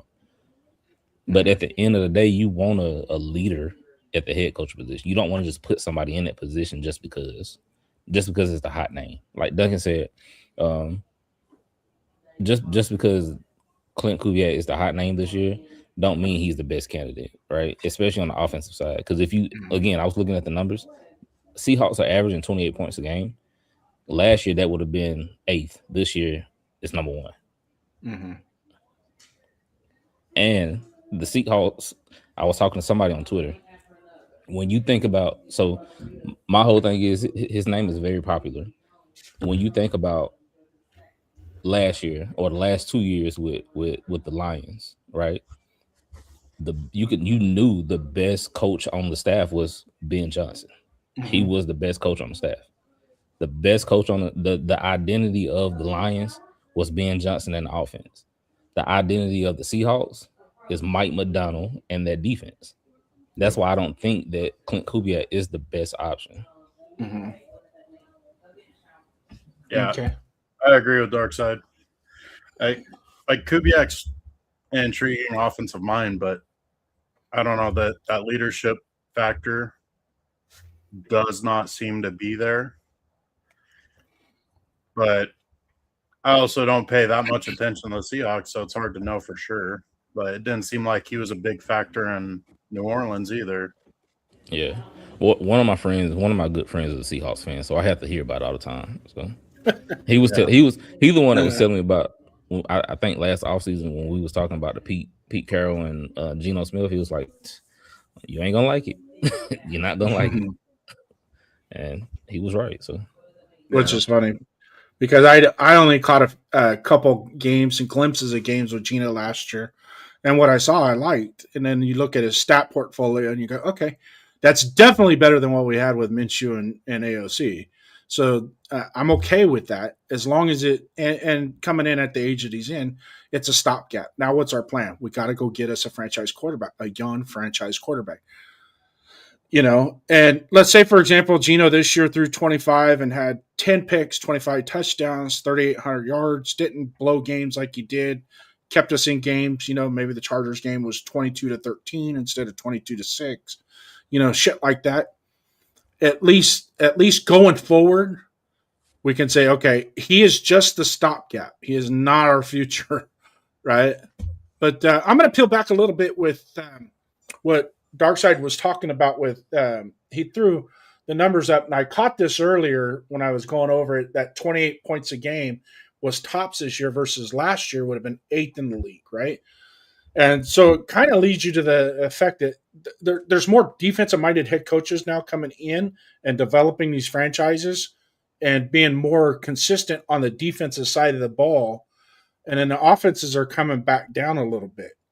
So having said that, targeting Chris Shula would make ultimate sense. It would be a great combination for him. I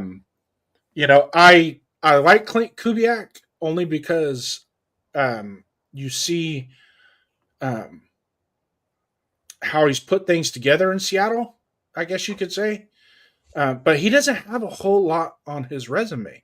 Chris Shula has a lot more on his resume and how he's come up, and he's in that Sean McVay tree, which right now is the hottest. I mean, it's like back in the 90s, it was the Bill Walsh coaches. You wanted to get you a Bill Walsh coach, somebody that coached under Bill Walsh.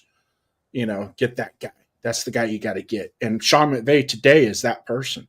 He, for some reason, he not only develops players, he develops coaches.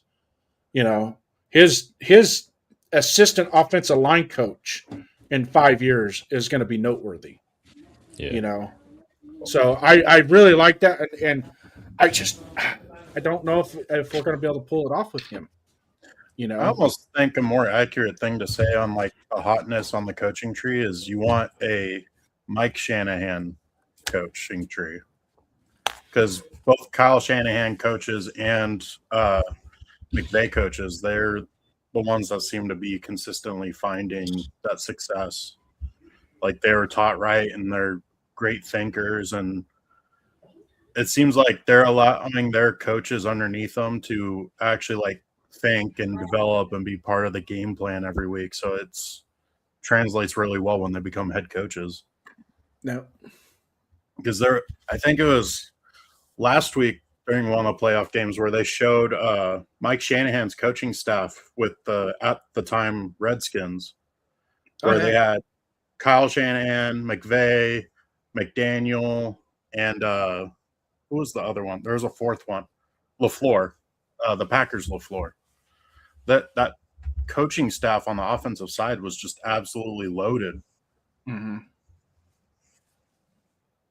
Yeah, but bring Chris Shula into the fact, and if you go back and look at his resume, from where he started to where he is now, and like I said, and we were talking earlier, is the fact that you look at him, and then you look if you look at him, and then you go look at his contacts, look at the years where he's coached, and then go, okay, he coached with so and so here, he coached with so and so here. Those contacts are unbelievable. Some of the guys that he can get to come in and run the offense. I have a lot of faith. If we were to hire Chris Shula, I have all the faith in the world that he could put an offensive staff together that could be comparable to any offensive staff in the NFL. What say you, Darkside? I agree, Jeff. I agree 100%. Uh-oh, the skipper's here. Jeff, this is Darkside from our Discord chat. Hey, what's up, brother? What's going on, man? How you doing? Not much. How you doing? Okay, fine. So Rosetown just popped into the chat. Salute to Rosetown. What's up, Rosetown? For those of you guys that are just joining us, either viewing or whatnot, if you check in a link up top, let me see if it pops in here real quick. Yep. I have Darkside's link down here. It's in the chat. Click on that. Subscribe to his channel. Really good content, man. Really good content. And look forward to I know we're going to hook up and chop it up as the preseason goes on. We get closer to the draft. And just stay with it, I know in the Discord, it's a ball of fun. Yeah. I know Jeff's a grown man and he don't need defending, but in his defense, he did make it clear if we showed that we go out and get offensive linemen and free agency to build up that O-line, he'll be a lot more comfortable taking Mendoza. It's not that he thinks Mendoza is bad in any way. No. It's he doesn't want to see the kid get killed back there. I don't either. I 100% agree with that. That's and so be it. And I think that's what Spytek's going to do. He's already said that they're going to have to address that. They got $110 million or $101 million, whatever it is. Out of that, they're going to have $40 million to splash with. So if they want to get a wide receiver and an offensive lineman in the draft, and bring him in to make a difference on the offensive line, then so be it. Yeah. My big thing is I don't want to. You don't want to kill the kid's confidence and feed him to the wolves right away with this offensive line that we have now. Granted, coaching could change things because, again, it was pretty much the same offensive line we had last year to start the season, with the addition of Crappa Kappa, But it's obvious there was a coaching issue now based on what we know about Brendan Carroll. Funny how that worked out. We fired our O-line coach last season, and then we got better when we got somebody who's actually known to coach offensive lines. Yeah. And then we go back and demote that guy and then put Brendan Carroll there. And then we got worse again. Yeah, but you could see at the University of Washington that his offensive line was terrible. That Cal started. Somebody did say that. Brennan was being carried by his head coach, offensive play caller. I can't remember the guy's name right now, but yeah. Oh yeah, you guys. And the only reason the run game was good because Jonah Coleman was good. Well, he is good, Jonah Coleman, the running back. So yeah, he's going to be a pretty good running back in the NFL. And he might catch people by surprise just because Washington hasn't been that great. I've been trying to. I got a little. If you love Ashton Jeanty, you will like Jonah Coleman. Yeah. You mentioned that in your video. I can't wait to see in the NFL. Hakeem Hardy from Missouri. That guy's gonna be good. Oh, Ahmad. Yeah, he's a freshman, though, right? Yeah, he's just a freshman. I watch too much football. Yeah, that kid, man. Who? Yeah, he's fast, man. He's explosive. Raider Outlaw. Free agency is first, and we do have 3 linemen, so we need to get right tackle and left guard plus eventual replacement for Colton. A little pushback on that. You can say JPJ is a solid starter, but he's also proven to be injury prone in his first 2 seasons. Plus, when he was drafted, he was already hurt too, wasn't he? Yeah, he came in with concussion issues. So, as great of a talent as JPJ is, he needs to take care of his body. He needs to figure that out. Oh, Doc said you should have connected your channel, man. He need to wear a Guardian cap. Say it again. I'm sorry. I said you should have connected your channel so you can at least go live, get some more people on there. I don't. Oh, you don't do live. You like doing the. He's in OBS, Jeff. But I think I'm going to talk him into the StreamYard side of it. Hey, that's fine. Because the OBS, he was saying that OBS is it's got a steep learning curve. OBS it does, because I've got it. I just haven't mastered it enough to where I feel comfortable running the show on it. Yeah. But if I want to expand like I want to do with, certain aspects of incorporating the chat more into it, like when people join, it says hi right away as soon as they type something. As soon as somebody subscribes, it automatically will notify you up there. Stream Elements works better with that than it does StreamYard. StreamYard, it's kind of a pain in the ass to set it up through StreamYard with Stream Elements. Man, I've got the Stream Elements working, but I haven't been able to fine tune it for StreamYard yet. So, Brewster's one hell of a game. Nate uses OBS, so that was my first introduction into it. Was him and Turf. So with this, what's this? You said it's called StreamYard. So with StreamYard, can you do like the well, I'm pretty sure you can. Yeah, like the videos and stuff. Yeah. This is we're live right now, obviously, but you can also do recordings off of this studio, and then broadcast it when you want to put it out there. What they did add to StreamYard recently is being able to do AI clips. So when the show's done, you can generate the clips and it'll turn them into shorts for you. And then you put, it automatically will, you put out which one you want to watch them, so you see what they are, and if you like what it picked out, put it out there.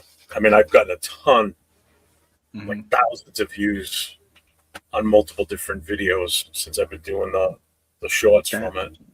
Yeah, I just published 4 new ones from our show last Tuesday, and within 2 hours, it was up to 1,400.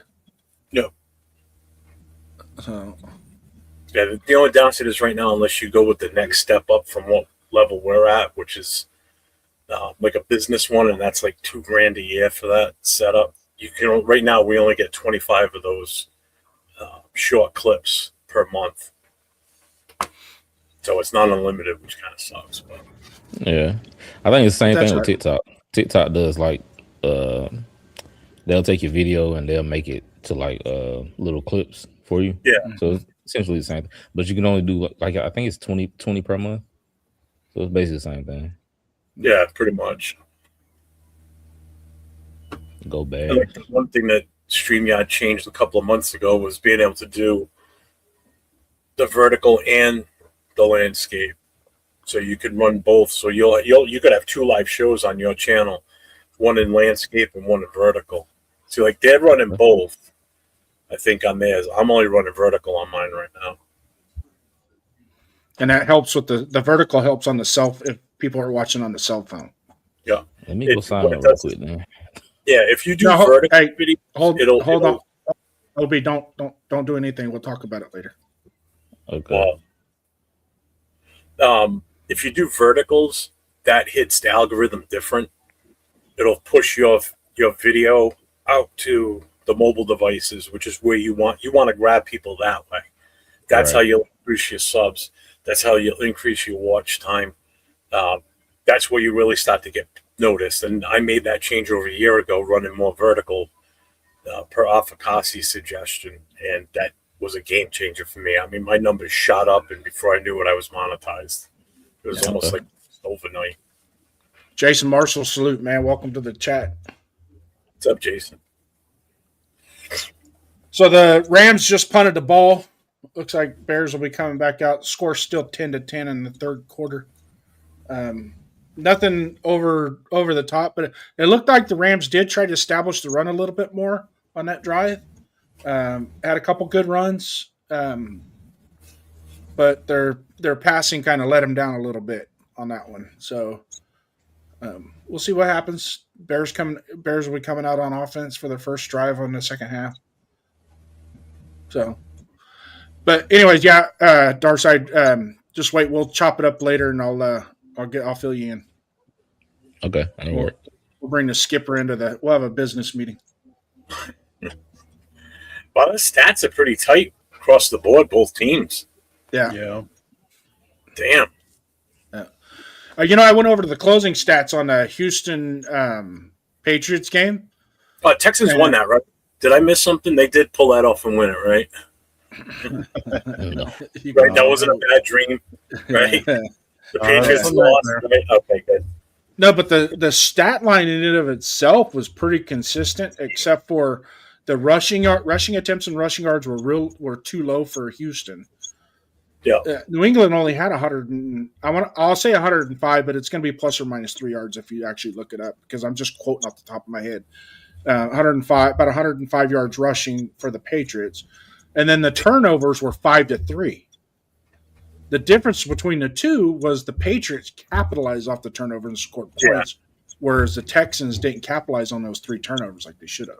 How the hell did he catch that? These catches lately have just been amazing in this league. Brock You're quite a bit ahead of us. Yeah, that was crazy. That was a crazy catch. Nice catch. Yeah. Talk about the concentration. I mean, Brock Bowers is still the craziest one this season, I think, for the touchdown. That was insane.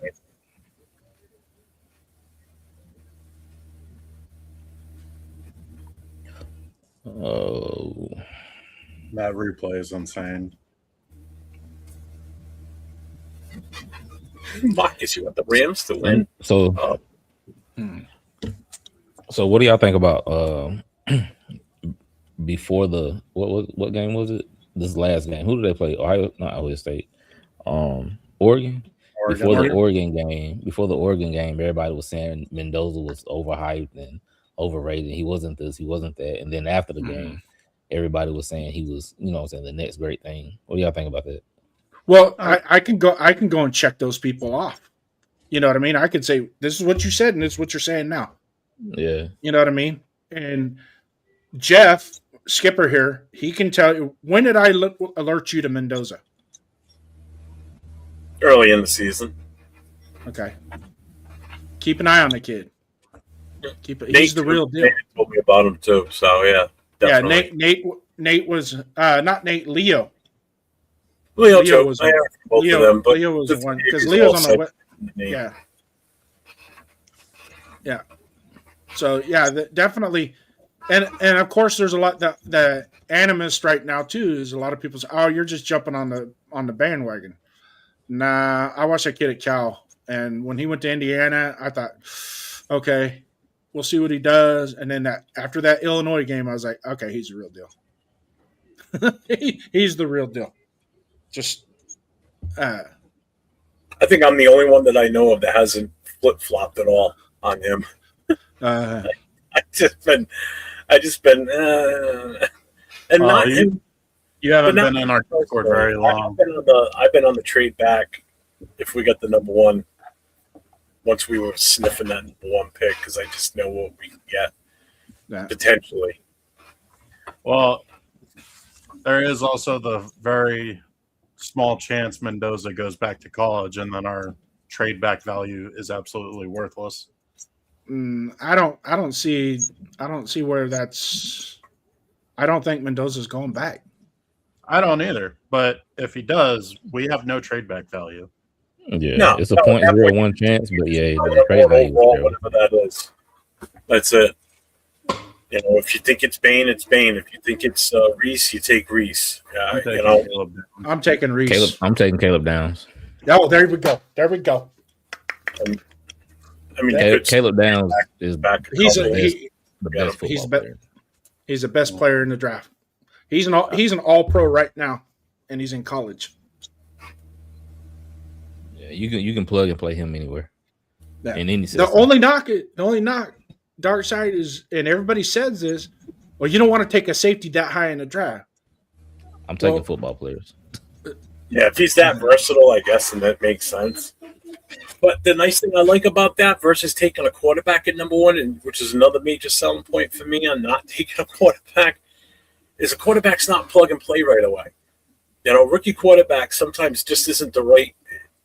You could take a defensive player like a Caleb Downs or like a Reese or like a Bain and plug them in right away, and they're going to stop pretty much day one. You know, you're not going to get that with a quarterback unless they show up at camp and they just light it up. And in preseason, there's no two ways about it that he's better than any other quarterback on the roster. You know, but you know, when you draft a defensive player like one of those guys like that, you know they're going to start immediately. And that is a more comfortable pick, I think, in my opinion. You know, rather than take a chance on a quarterback that may or may not be the answer. You don't know. I mean, a defense might not be the answer either, but I might be thinking, I might be a little too high on Tom Brady being involved, but my only pushback would be because Tom Brady is there. If Tom Brady wasn't there, I would totally agree with you. But I feel like Tom Brady's, and then the kid loves Tom Brady, so I feel like he's gonna be getting on his nerves, texting him all the time, and hey, let's go work out and do this, that, and the third, because he always talks about Tom Brady. So if Tom wasn't there, then I would 100% agree. But I feel like essentially, like I put it in the Discord, Tom Brady is really going to be his quarterback coach. He's going to teach him everything. I think it was on Q Meyer's show also. He was talking about how I think it's called the Elite 11 for the quarterbacks coming out of high school, for the top quarterbacks. Mendoza has Tom Brady as a cell phone screensaver. Yeah. He still has it. They did another interview. He still has it. His very first start, Tom Brady's very first start is his screensaver. Yeah. And then he was also asked that question, I think it was a week or two ago, about like people in the past, present, and future that he would love to sit down and have dinner with and talk football. And he completely shut down the past and just went straight for Tom Brady. Tom Brady. Like, it's straight up, he's going to talk to his agent, have his agent contact the Raiders. Are you drafting me first? The Raiders give him yes, he's going to the draft. Like, Mendoza's going to be our guy. That conversation should have already happened, to be honest with you. Probably already They just should have already been in touch with the Raiders, unless there's some sort of tampering or whatever. If there's some sort of parameters and rules that they can't yet.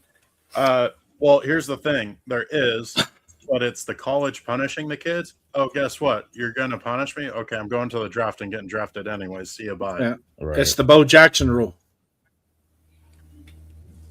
The Bo Jackson thing. Hey, so now, Darkside, I'm all in on Fernando, and I know Jeff is. He likes to say that I'm just being a homer or whatever. What do you say I do? What I do? I never said that.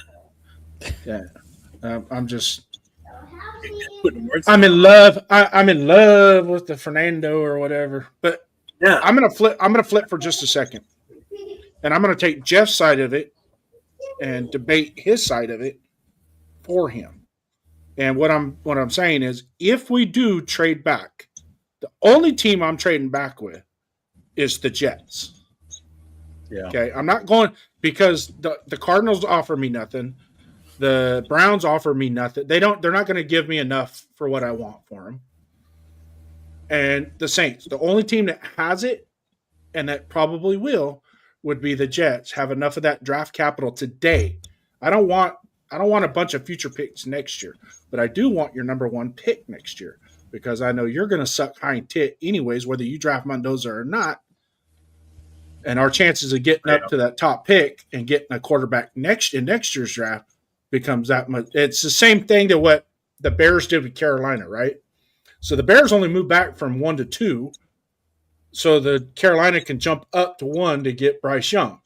Now they got 3 top 50 picks plus DJ Moore, right? So if the Jets go, hey, we'll give you 3 top 50 picks, right? And Garrett Wilson. Oh, that's what I threw at you the other day. When he said players, and I said Garrett Wilson. You're like, I would do that. But if they don't give us Garrett Wilson, you're going to give us another top 50 pick. Well, only thing I would even give consideration is all of the Jets' first-round picks for this year and next year, and then also maybe a second round for both years. Like that's 5 draft picks. I know. That's the only way I'm picking up that phone. Oh, I mean, if they feel as though he's the guy that they want that bad, and as long as they don't call our bluff, because that's what we would be doing, we're bluffing, saying we're going to take him unless you do this, and if they don't do it, then now we either got to take him or we're just giving him to him for free. Oh, that was lucky. I think the situation more is we know we're taking Mendoza. They keep calling with a better offer kind of thing. And if they keep raising it, there is a possibility of them getting to a high enough They say number. to the Jets, make it so I don't want to pick Mendoza because what you're going to give me is going to make me say, okay. Yeah. Pretty much conversation. When the phone rings, you pick it up. Raiders. Yeah, hey, this is the Jets. We want to give you 2 first-round picks and a 4th-round pick for Mendoza. All right, we'll think about it. Click. Wait for the phone to ring again. Ring. Hey, this is the Jets. Yeah. We'll give you 3 of our first-round picks, this year's 2nd and next year's 1st. Okay, we'll think about it. Hang up. If they want Mendoza that bad, they'll give us anything and everything they want to get that guy. And they have a buttload of picks. I just think take Mendoza. I still wouldn't trade. I'm the same way. Unless it's some moronic offer that you just can't go. There's no way I could pass that. Like you just said, moronic what? Moronic offer. Yeah, they said moronic. These nuts. It's moronic to even think about trading Mendoza. Well, you're not trading Mendoza. You're trading. I'm not thinking about it. What I'm doing is I'm playing scenarios because, and we'll do, and it's going to happen more. The closer we get to the draft after free agency, and the closer we get to the draft, each one of us up here is going to have some variation of what our thought process is. Drop Mendoza. And which way should we go? It could get stronger Mendoza, or it could get weaker Mendoza. It's going to happen. Tell you what does do anything in the off season except for take interviews? What's that? Mendoza's only going to take interviews. He's not going to fall. There's no need for him to run the 40. There's no need for him to throw. There's no need for him to do a pro day. I think he'll do a pro day. You still have to do a pro day. You don't have to, but I think he would. You don't have to. You can forego the pro day. The thing is, for him, he needs to do the pro day for his teammates, and so he will do a pro day. Yeah. The pro day, and also too, the pro day, you allow those scouts to go on the field with him and say, "Hey, I want you to do this drill this way, and this way. Go," and see if he can catch on to that real quick, just to kind of see what his learning process is physically. Because when they get him on the grease board, he's gonna ace the grease board. Okay, he's gonna ace that. He's a 14. Oh, yeah. He scored 1,400 on the SAT. Was supposed to go to Yale. Come on, he's already got his degree in finance. So the guy's smart as a whip. We know that, but it's where we go to the pro day and say, hey, okay, I want you to do a 3-step drop and hit this out route. All right, cool. Now I want you to do this drill where it's a backwards cone drill. Just little things like that, so the coaches can see that he's really, really coachable. I think he is myself. I mean, I just the way the kid's built, So I'll check out for just. Well, as far as the pro day go, I thought it was more of a scripted thing. It's not that the scouts are telling them, try this, try that. It's the pro day. The players are full and coaches are fully in control of it, so they pretty much script what they're going to do. So it's, I want to throw these types of passes, maybe do a little roll out and throw. Like, he's mostly going to do stuff that he's promotes comfortable his arm, but helps his teammates more. Yeah. So the pro day, like you said, the pro day is basically what it's going to highlight his abilities, everything that he's comfortable with. I think what Downs is thinking of is that 30 visit, like the private. Yes, that 30 visit, the top 30 visits. Yeah, so where they give you they give you 60 minutes on field. I don't know exactly how it works, but you're able to do certain things with the prospect, right, and working them out. Have a little. Yeah. But what because I know he's gonna do the Gruden grinder thing, that little Gruden, what I'm talking about? Yeah, quarterback camp thing. Yeah. That's what I'm looking forward to. That's gonna be must-see TV. Yeah, that'll definitely be entertaining, no doubt. Gruden's show is awesome, especially with the quarterback stuff. Yeah. Hits Boy Radio. I'm a football guy. I like rounds 2 through 4. I'm a football guy. I like all 7 rounds. Yeah. Even Dark Side too. Like, he's pulling out names in our Discord where it's like, hey, look at this guy for a 7th round. Hey, maybe this guy might be a UDFA. Look at him. Yeah. I love football. There's just so many players that have good skill sets to their game where it's like, hey, maybe this guy can creep into the 6th round or something. Yeah. There's just so much to look at when it comes to these players, especially in the later rounds, because then you're getting guys with special skill sets that they're probably not going to be a starter, but they can at least play this role to see the field a couple times a game, maybe be a returner. Your late round linebacker is going to be your special teams guys while you're in the position to play linebacker in the NFL. There's just so much to it. Yeah, one of my favorite. I hope he's in the day 3, but one of my favorite day 3 guys is Jake Goldie from Cincinnati. Goldie, yeah. Goldie. Isn't that the guy I brought up a few weeks ago? Yeah. I think he's listed as an inside linebacker, but I don't think he has the range to play inside linebacker. Keep your first round. From what I saw, he was listed as an outside linebacker. Originally, he was an edge, and then he transitioned to linebacker. Okay. But I don't see He'd him. probably be a 4-3 end, most likely. No, he Nah. transitioned to linebacker because of skill set. He was inconsistent as a rusher. Yeah. Yeah. That's the same thing with Zion Young, man. I just, for some reason, at the next level in college, he's got really good tape, but man, just something about I just have a feeling when he gets to the pros, he's going to fall off. He He's got reminds me of Tyree Tyree Wilson written all He over him. reminds me just like Tyree Yeah. Wilson. Just It's real Caleb. big, real athletic, stupid strong.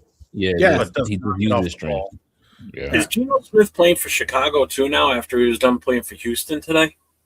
Yeah, he played 2 games today. What the fuck? I can't watch the game. My daughter turned TV. Oh, that guy peeled off. Oh my god, this is horrible. He baited him into that throw. Stakes in these games, man. He'll wake up probably late in the game, but his throws have been off all game. Late in the game, there's not much time left to begin with. Last drive, Yeah, since they were down to 4 minutes in the third quarter, how much later than the game do you want them to wake up? like last 4 minutes of the fourth quarter. Yeah. Now, Caleb's been kind of sporadic today. And he's constantly throwing behind Loveland. Like, he just keeps placing that ball on his back elbow.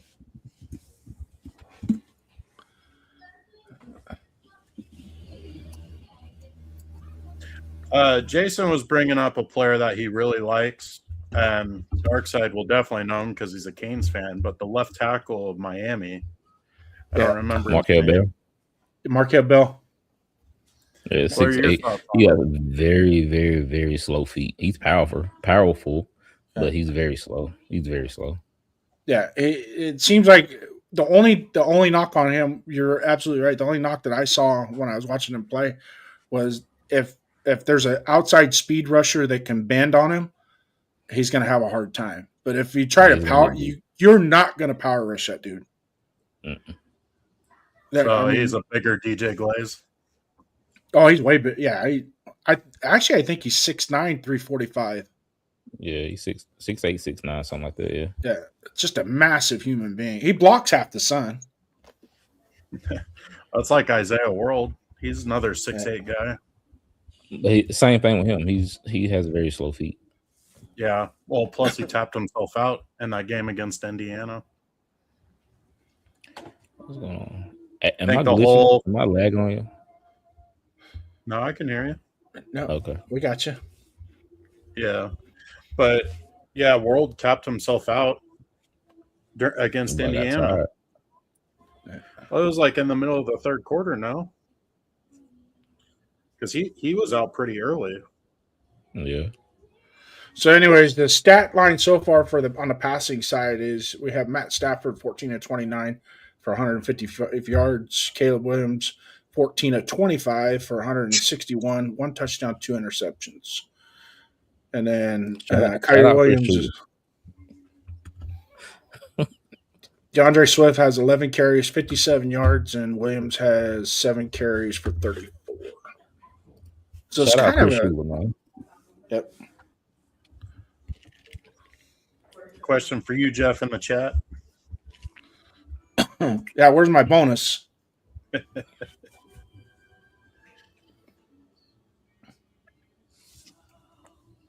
He gets to keep his job. Can I keep my job? Oh, You're funny.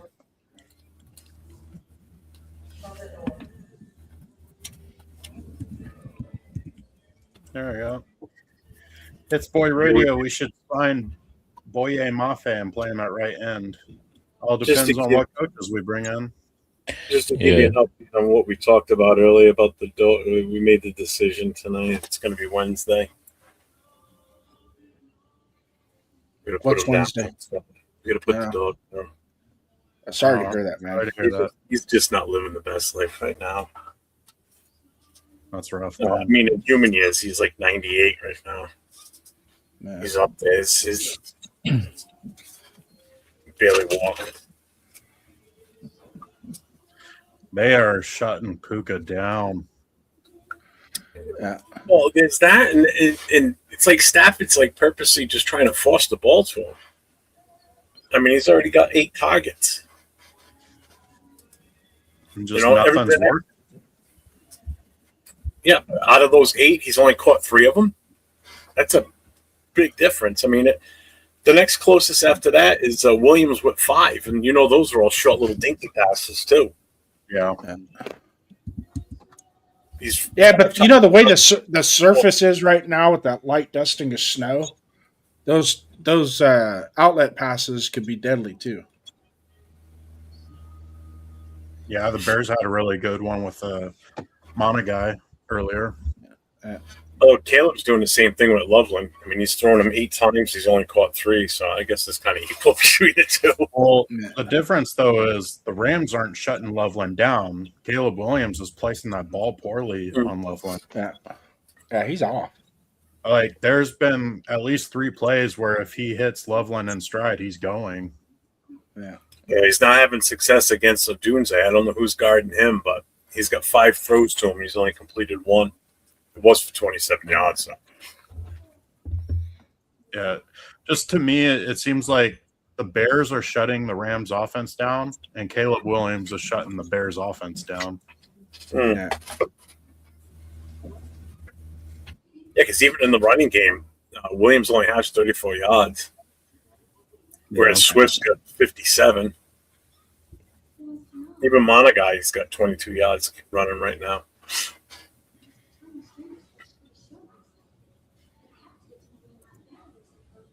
Yeah, see, they're tight in all the stats. When you look at the team stats, I mean, time of possession, it's only a 3-minute difference. 22 minutes for the Bears, 19 for the Rams.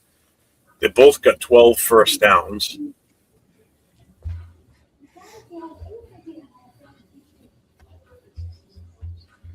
And the Bears are even. They got 6 rushing first downs and 6 passing. LA's got 8 passing and 2 rushing. And 2 by penalty. Cool Kev came with a question. Is it true the Raiders got a new linebackers coach? I highly doubt it. Because you want to bring in the head coach and then let him choose a staff. If we're already bringing in other coaches, then it's probably a behind closed doors deal with somebody who's currently coaching in the playoffs. Shit, the only thing I'm expecting them to do with any type of coaching right now is to fire the entire staff that's still there. Yeah. That's happening. Not fast enough, man. Brendan Carroll, why he's still even employed. After everything that came out, how is he still here? I don't think their contracts expire till the 1st of February. I'm sorry, but the way he coached, that's a fireable offense. I'm sorry. If you worked in any other job and you're physically not doing your job, what you're supposed to do, what happens to you? You get written up and you get fucking shit canned. So how is he still ahead? How is he still a coach in this league for this team? Tell me how that makes sense. Please, someone. You're not doing your job. The GM's doing your job. How is the GM not able to fire him? Even now that I can see why Pete Carroll's still here, because Daddy's going to stick up for him and say, no. But Daddy's gone. Why is he still here? I think somebody's afraid we're going to keep him. So I think all of Raider Nation is. I highly doubt the new head coach is going to keep that fool. It could be one of those PR things where they don't want to fire the guys. They want the new head coach to come in and clean house. So that way it's like, oh, well, he's just selecting his staff. How is that a PR issue? I don't get it. It's already been known that he wasn't doing his job. How's that a PR? If anything, it works more against you now by him still being there, because people look at us and go, why aren't these fools got rid of him yet? Why are these still I completely agree. I'm just trying to pull some BS answer out of thin air, because there's no reason for either Carroll to be on our coaching staff. No. But that was a nice play right there. I'll tell you what, man, they got a nice running back mix in this team between Swift and Monagai. Yeah. That kid can catch out of the backfield. So can Swift, obviously. Yeah, I agree, Raider Pete. I'm really glad Harbaugh and Stefanski signed elsewhere also. Yeah, me too. Because I didn't want Stefanski, I would have been okay with as an OC, like if we brought in a Shula to be our head coach. But I didn't want Stefanski as a head coach. Also glad the assistants were checked off the list. Now we get to business and sign Mike McDaniel. Mike McDaniel is an interesting choice. Definitely a very good offensive mind. But, I mean, the rumors were he was soft and players kind of pushed him around in Miami, so I don't know if I want that either.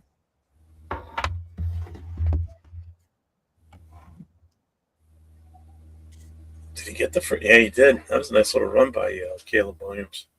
100% cool Kev. Yeah. Carroll's and Lombardi's, they can go coach a team together. Hey, if you want the first-round pick next year, sign all these guys to be on your coaching staff. No, he's going to be short. Not going to be first down. Short by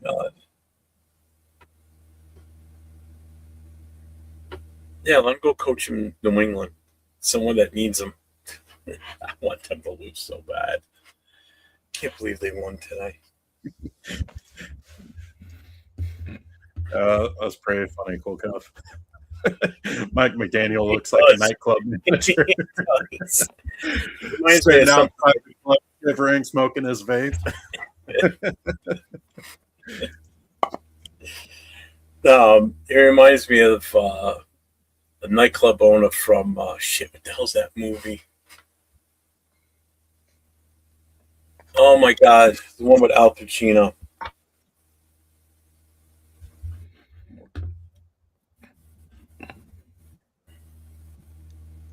McDaniel looks like J-Lo's baby daddy. What the hell's that movie that he's in? Where he's a club owner.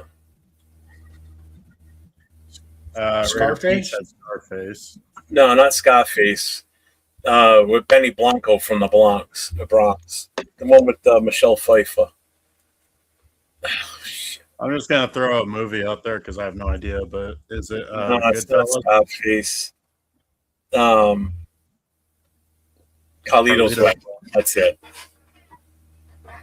Like one of those nightclubs from like the 70s, like a real disco type of club. Like it looks like a real sleazeback owner. Yeah. See him come out wearing a leisure suit.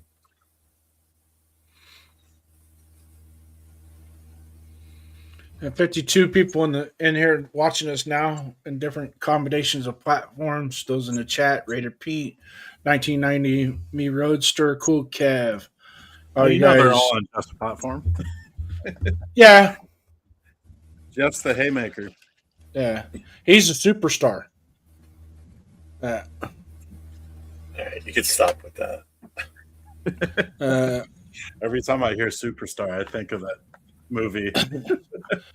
Hits boy, just so you know that that is absolutely not going to happen because Signetti has already come out and said that he's a college coach and always will be a college coach. Yeah, he prefers the college game. It's the same with Joe Paterno back in the day. That I don't think his style and personality would mesh well in the NFL. Yeah. Not his coaching, his personality, like his demeanor. I don't know if that would translate very well into the. It's real different coaching guys that are 18 to 22 years old versus guys that are 27. Well, I mean, look at his current roster. These guys, they're all in their 20s, and they're not kids. Well, I mean, they're kids to you and I, obviously, in that sense, but, they're basically grown men playing against, fresh out of high school, second, third year kids, How old's his team? A lot of his guys are like 23, 24 years old already. Yeah. A lot of the guys are still part of that COVID time. Yeah, the guys that were able to hold over some of their tenure. Yep. Yeah, the NCAA was very lenient on giving bonus years to people because of the COVID. I took a glimpse at our Discord. Somebody jokingly said it's crazy how Stafford's been in the NFL as long as Bo Nix was in college.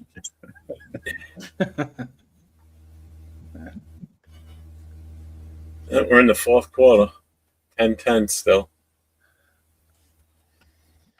Who was that Florida State that years ago? He was 29 when he came out in the draft, but the only reason why was because he didn't go to college. He went and played minor league baseball, and then turned around and then played college football at Florida State, and then got drafted.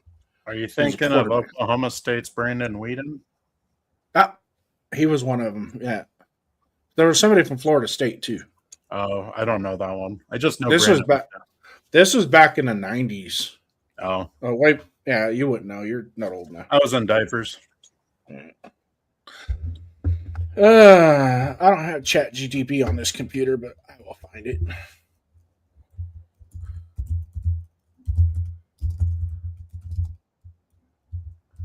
Jason's going to be one of those people where as soon as it's available to plug into the computer, he's going to do it. What's that? Captain Chat GPT over here.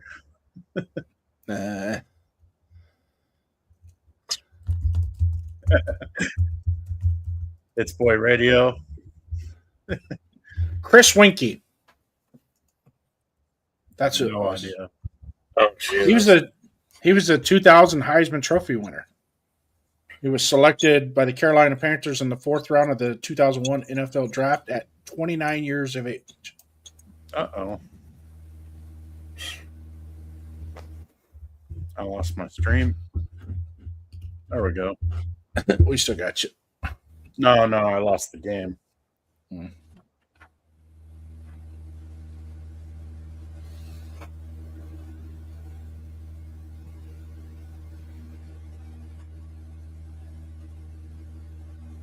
Not going out to like rile people up, stir up like tension and racial division and everything, and just playing. Oh, yeah. Patty's made it. They're in the AFC Championship, and Broncos don't have their quarterback, so it's almost a safe bet. Patriots are going to be in the Super Bowl. I wonder what the opening line is in that game. Oh, good question. Let's see if it shows already. You can do it, Dixon. I believe in you. Yeah, I think you'd make a great holder, maybe a long snapper. Yep, the odds are already up. So the over and under is 40.5 points. I think And the Patriots are favored by 5.5. On the road. I'd take the under on that.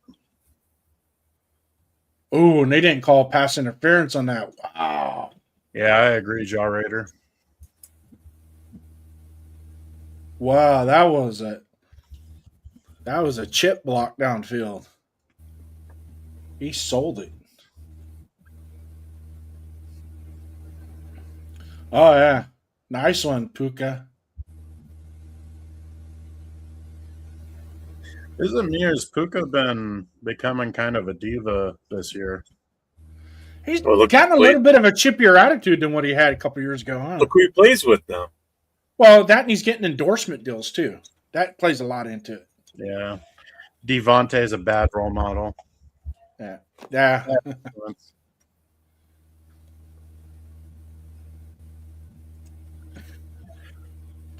Would you guys like the idea of Rashid Walker, right tackle? I don't know, because I don't know who Rashid Walker is right now. I would have to look into it.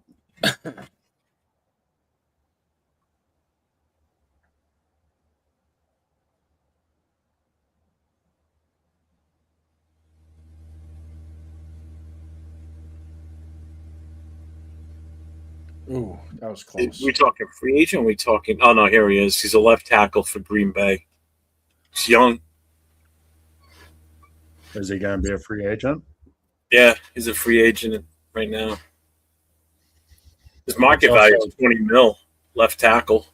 It's also kind of a rough transition switching from left to right. It's not as simple. Well, you're not going to pay him 20 mil to go play right tackle. I can tell you that right now. So you're not going to get him to switch position. Not for right tackle money. Can we get right tackle, left tackle, and his market value is 20 mil for this upcoming year? you're not gonna get him for a right tackle at 20 mil. Absolutely not. Right tackles make a lot of money nowadays. But not 20 mil. That's what you're paying for a left tackle. There or a little under that. I think that's the highest I've seen for a market value. Even Linderbaum's a center. Well, Linderbaum I've seen anywhere from 17 to 20. Oh, that's a definite for that. I would prefer to draft into. I'd prefer to get free agent interior and then draft an outside. I want free agents on both and draft on both. Mm-hmm. Load it up with a bunch of different talent. All right, so we're gonna have 15 draft picks this time. Wait till we do mock drafts. Watch when Jeff does a mock draft. You'll crack up. Trade back. He took the ball away from Devontae. He did a mock draft at 35 picks.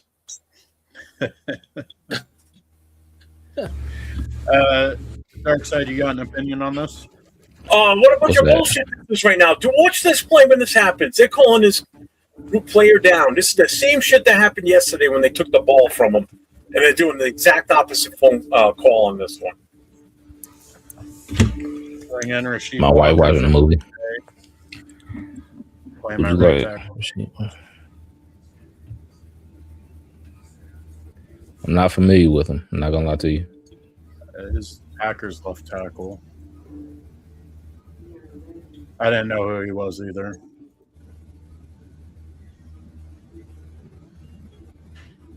He's down. And pull up my Excel spreadsheet. Yesterday's play, his ass was on the ground. Ass is just as good.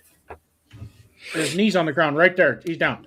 And he's still got possession of the ball. Oh, yeah. But he was on the ground yesterday and had possession. And when the rollover came, he ripped it out of his hands, and they called it an interception. Adams needs to get off the field. He They got took him off. He got walloped. Go to the blue tent. I'm looking at the list of tackles here, too. The highest market value I've seen for a right tackle right now is 13 million, and that's for Braden Smith from the Colts, and he's 29.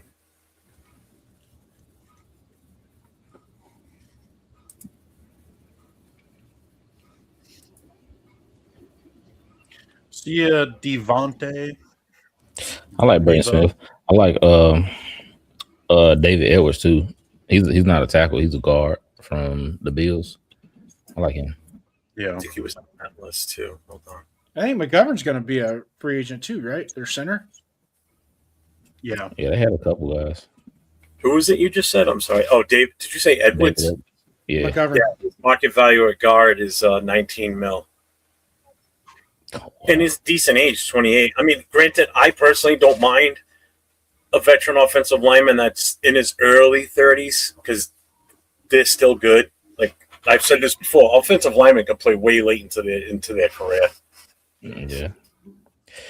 So I have a theory. Skill like wide receivers, tight ends, running backs, they don't last that long. Right.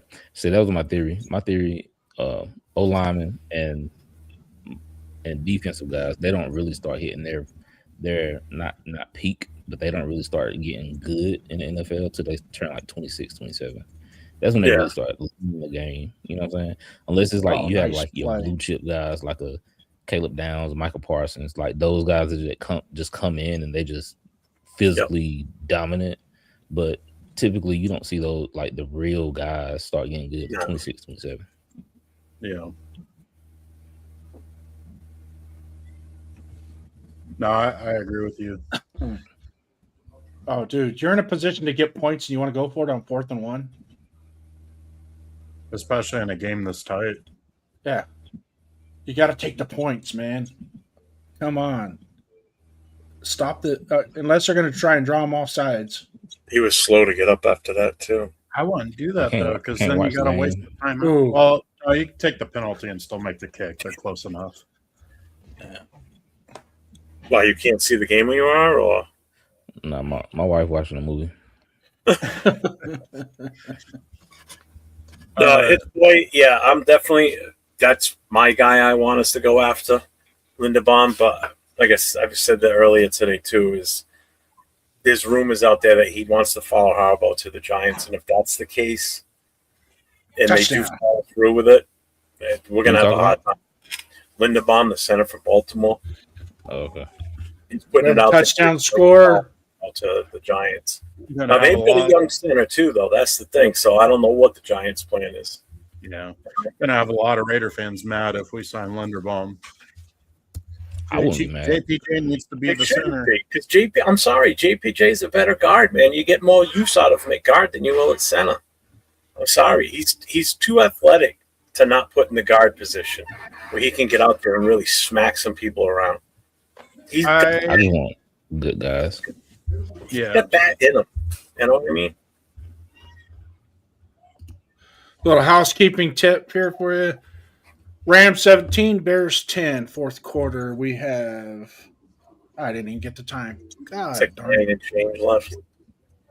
It's 8 minutes 50 seconds. I'm looking at it on ESPN.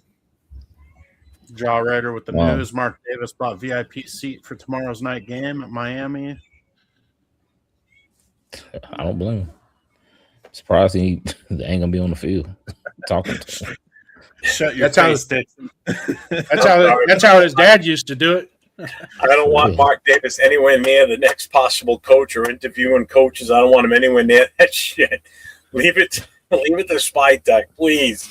For the love of God. Because we all know his track record on coaches ain't good. Just let the GM do his damn job. Please, for the love of God, Mark. Yeah, if you're listening, stop.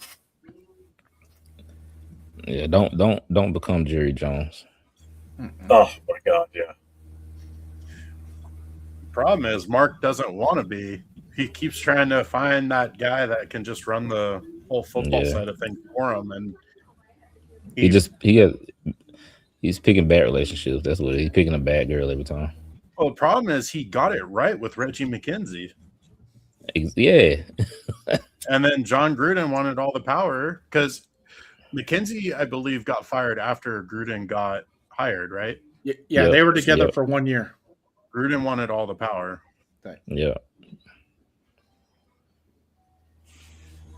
Same thing Jim Harbaugh or John Harbaugh is going to do. Yeah.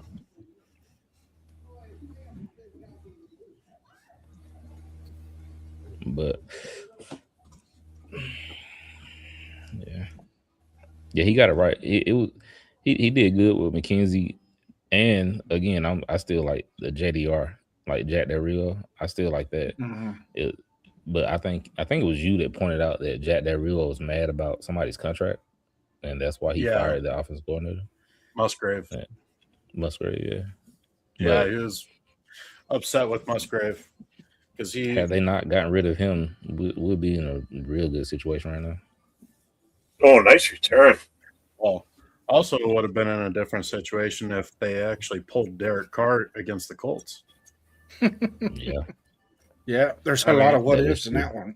Yeah. And not have Connor Cook trying to throw the ball 60 times in a game that you're only down by 8 points. They were only down by 8 points, and he's still trying to get Connor Cook to throw the ball. Well, the thing that pissed me off in that playoff game is they threw the exact same screen pass or little swing route to Jadeveon Clowney, where he got 2 picks, and one of them was a pick 6. Yeah, I threw it back to back, and he got 2 picks. It's like if you're gonna have your quarterback throw that much, you'd think you'd have a little bit more confidence and actually open up the route tree a little bit. But that was terrible. Yeah, but rookie making his first start in a playoff game, and you had a viable running game with Latavius Murray that was doable. Yeah. Stick with the run game. Yeah. And you got to take pressure off that rookie quarterback. Yeah.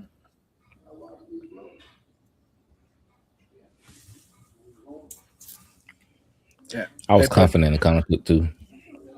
Yeah. Let me down. Yeah. I got his I actually got his autograph. Oh my God, oh man, what a run. Holy crap. thought it was Jeff's great. like 2 plays ahead of me. Sorry. I got his autograph and Ricky Henderson's autograph in the same step.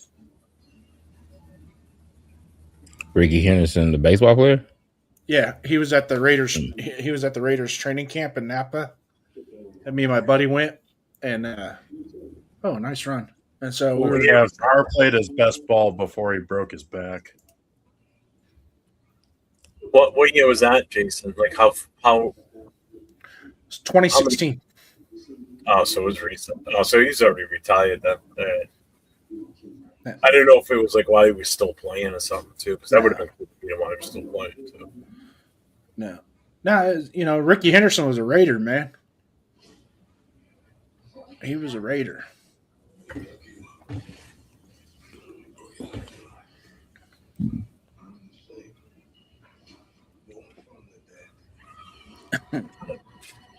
It's like that clock's moving fast. He'd have made a great running back for us.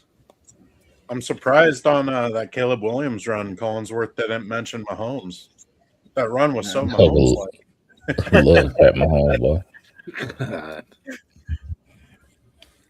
Freaking every Collins other set- will never say that if it's not Mahomes doing it. You know that.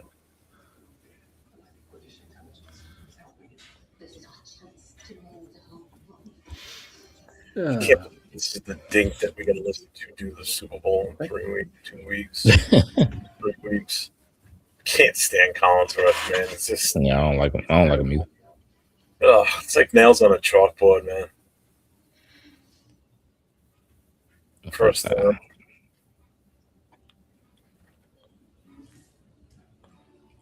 Best thing about this game, man, Chris Schuler's holding Ben Johnson to 10 points. Yeah. Yeah. I mean, technically. I still think it's more Caleb Williams missing his throws. Well, I can't watch it, so I don't really know what's going on. I'm just looking at the stats right now. Well, just throughout the first half and some of the third quarter, Caleb Williams was thrown behind his receivers a lot. Oh, okay. Especially Loveland. Like, he kept hitting him in his back, like, elbow to where it's really hard to adjust to the ball. Come on, Loveland, man. How did he not catch that? Let's defend a good team that I could see at the end of that.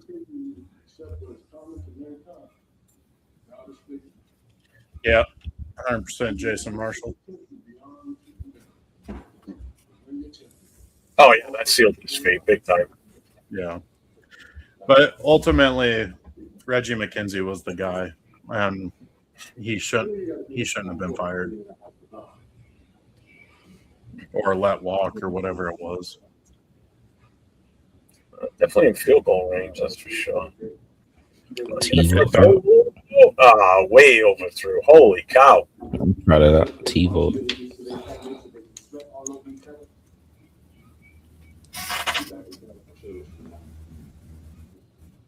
TiVo app, huh?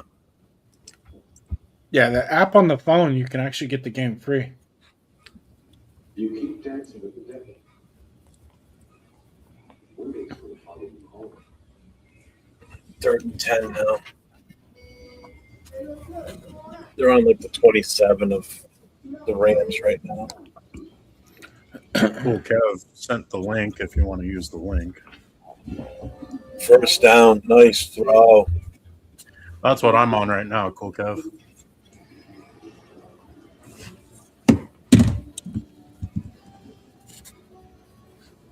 Oh, what the hell's the flag? Of course. Oh, nice. Roughing the passing penalty. Man, why you ain't been saying nothing about that, Cool kid? Oh, a server is full. I can't watch it. Just hit refresh a few times.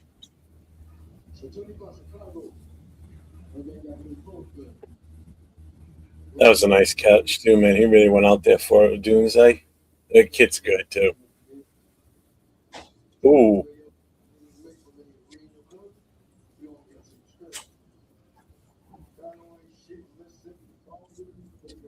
Appreciate that. They're down on the 5-yard line, 1st and goal. You got it working, Darkside? Yeah, Nice. just seeing the dudes they catch the ball. Yeah. That was a All right, great so you catch. guys are all behind me. I won't say anything then. I'll let it go. If it was up to me, I would definitely move Glaze to guard. He's got concrete feet, but he's really The ice cream truck. That's the first time I heard that. That's good. The ice cream truck is crazy.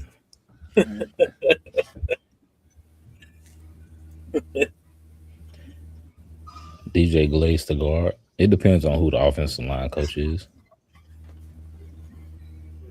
I think that's going to be our biggest asset that we got to recover from is the offensive line coach. well. Also, And add a couple pieces. run scheme's going to matter a bunch. Are we going to bring in another Yeah. guy that keeps running these zone run schemes that our offensive line isn't built for?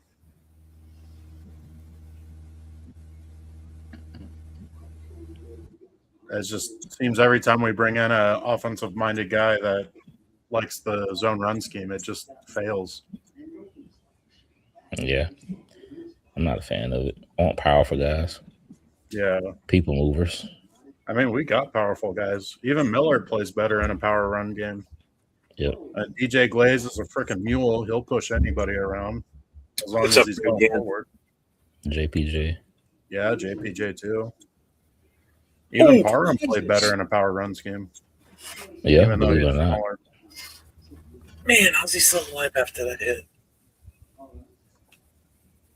Did you get a cramp in your foot, Jeff? No, he's watching a fight.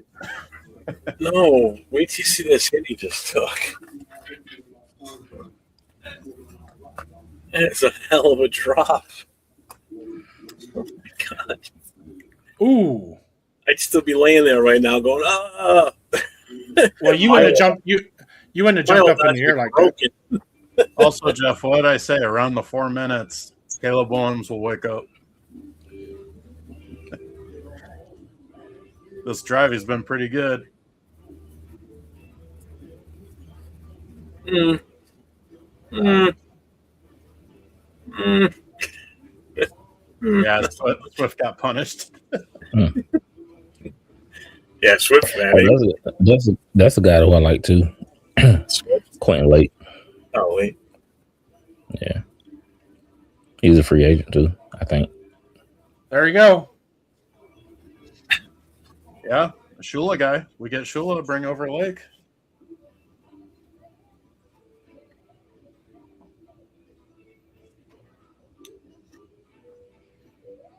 That's another thing is like for your guys' favorite coaching hires, see what players they're coaching that they can bring over. Yep. Yeah, Tyler, I think you are. None of you guys up here are going for the Rams to win, right? I am. I want the I Rams to win. don't care which team wins. I don't want I picked the Devontae to Bears win, one, and but I I want the don't want Rams Ben one. Johnson to win. So I don't really care. Dockside, why you want the Rams to win? Because I love Chris Shula. Mhm.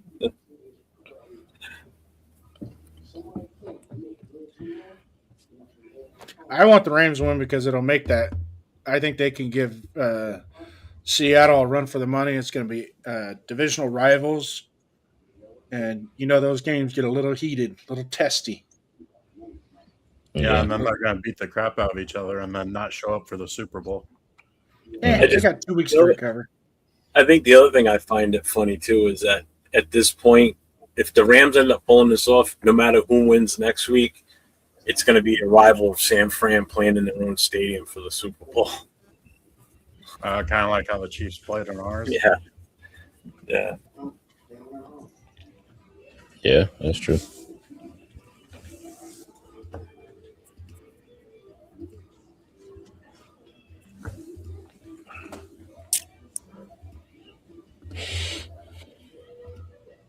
How your baby doing, Doc?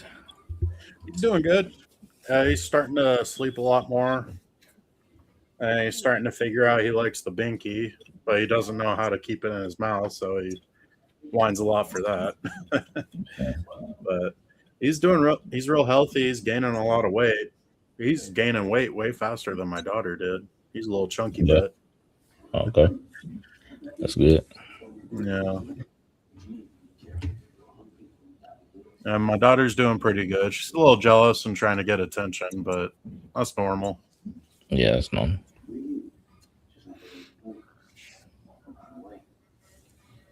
Was that fourth down? Was that a fourth down play? Yeah, That they was turned fourth it down, over. yeah. They turned it over at the 2-yard line. 4 minutes left. I guess I spoke too early on the 4 minutes Down remark. to 2:58. Oh, it's 3 minutes left. Okay. Yeah.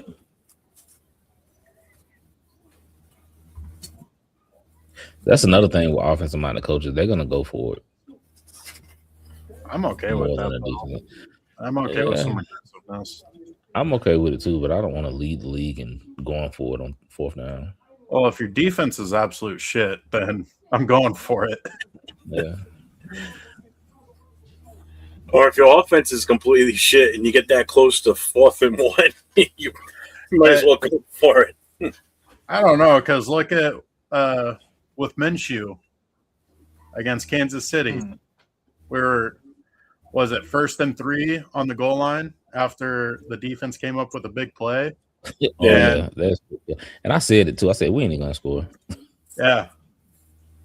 And the whole defense was on the sideline jumping, go for it, go for it. That was And they got AP, stuck. right? Yeah, that was with AP. Yeah. Cool, Kev. I don't even know who Bad Bunny is. You don't? I'm so out of touch with current stuff. Well, you live, in the Dakotas, right? So There's this thing called the internet, Jeff. It's yeah, universal. I know. But, well, apparently you don't know about it because you haven't even heard of who he is. So Oh, I'm not going and searching for new music. you watch Saturday Night Live? No. Good It's been run. a place. Sorry, the Bad Bunny doesn't know who Good. you are. Let's keep it that way. Yeah. I don't need my wife mean mugging me. I'm assuming Bad Bunny is a girl or a woman. Nope, No, it's not. No, it's not. Okay. It's a It's guy. a Hispanic That's his guy. name. He's Hispanic. Okay. I've never heard any of his stuff. I just see him everywhere. Well, even if I heard his stuff, I couldn't understand it because it doesn't sing in English. So No. Tackle. basically, you'd have to admire the music like you were a deaf guy and just feel the beats and just feel the music. It's the song, the words you ain't gonna know jack shit.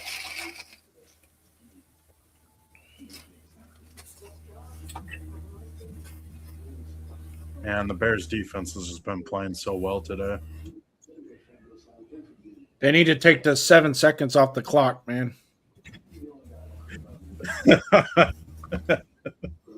Yeah, that too.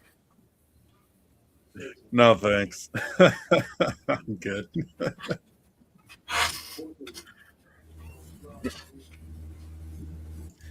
Arch enemy is musician Good Squirrel. And Slam and Sam me came back with Arch Enemy as a good band. What's up, Slamming? Here you go, Jeff. Yeah, I saw that. You got to twerk this shit. You just won't fit in. I can't imagine you up there looking like Grizzly Adams twerking to any of his music, man. just want to look at it. Hey, you pay me enough. I'll do just Put on about a plaid shirt and go twerk your ass off. You bring lotto ticket money, man. My wife is cracking up.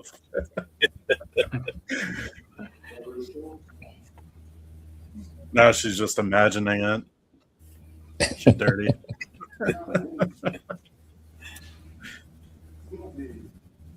Oh, they ran it.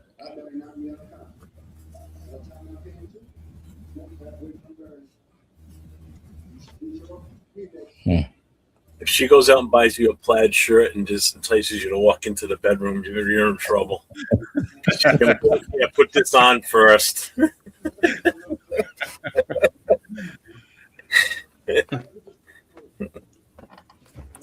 Slamming Sammy in the house. Wait, Caleb Williams gets another chance. Is top of my list. Leo Chanel.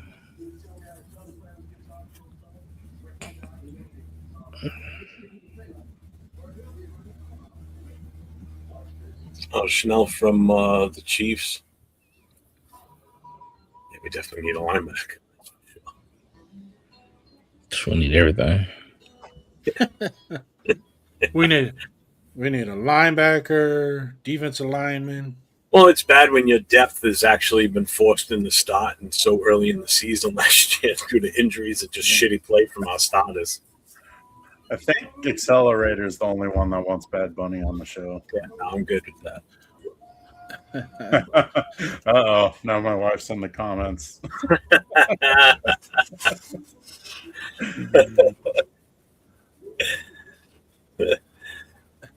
Hey, I'm trying to help you out, actually, in the long run, if you think about it. So, you know, you want another kid? There you go. Buy a plaid shirt. Yep. Go buy him a set of skinny jeans and a plaid shirt. The contrast is terrible.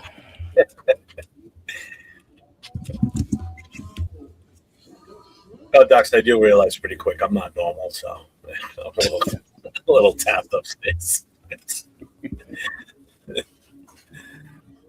What's up, Army 82nd? What's up, brother? Welcome in. Welcome in.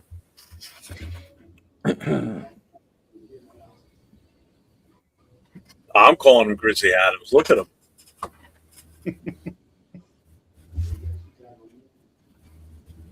I mean, I've had a full beard before, but not as long as that. I just shaved it off. I got it trimmed the other week. The tassels hanging off my face instead.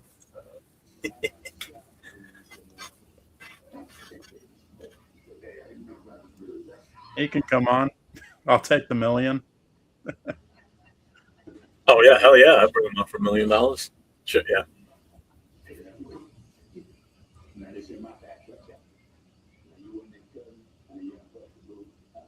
Yeah, we're down to a minute 50 left. Chicago's got the ball. They're on. Holy crap! They're on the 50-yard line. They're starting on the 50. With a minute 50 to go, they got one timeout left. Rams have 3. Gonna have to score a touchdown here. I like Leo Chanel.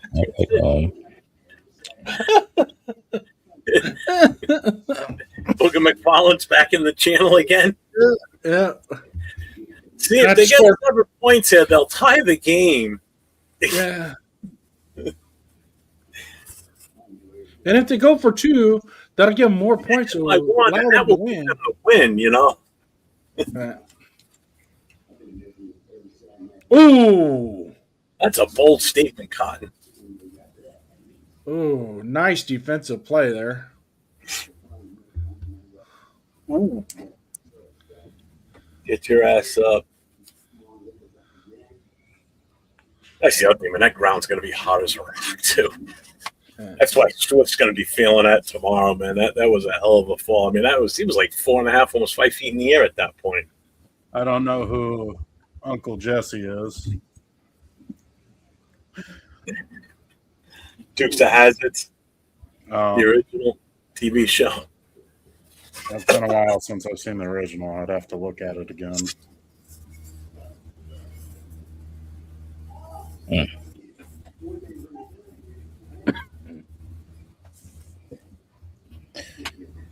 Don't let me down. 30-yard line driving. Oh, no. Oh, no. Where was this offense early in the game? I don't know, Jason Marshall. I don't know if I would chance it. The way that neither team's really been able to score at will, I would kind of almost want to take a chance on taking it to overtime and just let the best team win at that point. I don't know if I'd go for 2. You haven't had much success all game long. What would you guys think? I don't want to take that chance. I mean, your season's on the line. With the Bears defense playing as good as it has all night, I think you go for 1. Yeah, that's what I mean. Let's be honest, Caleb Williams hasn't been exactly on the money lighting it up today. You know, unless if they run it off to the left side like they've been doing with Swift on this drive, that could work. But What's up, Money Chuck? what's up, money?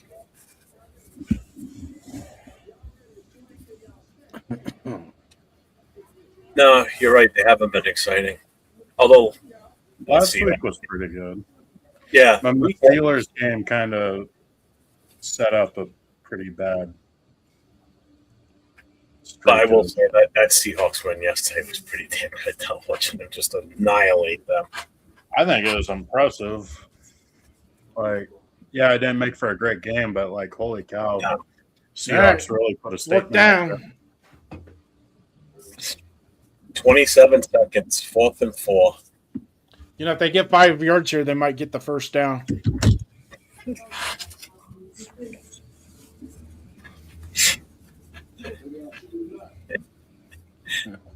You're too easy, Jeff. I just like the fact that you say it looking at the camera, and then as soon as you finish saying it, you look away so you can't make eye contact with anybody. You get that green screen behind you, you just look like a floating head in your screen. A big head, Jed.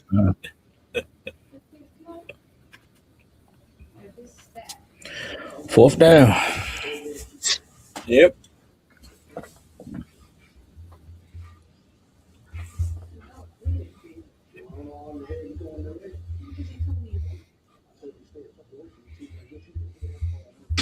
Oh my!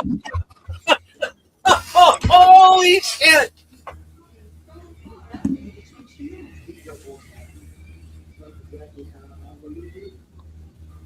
Oh my god!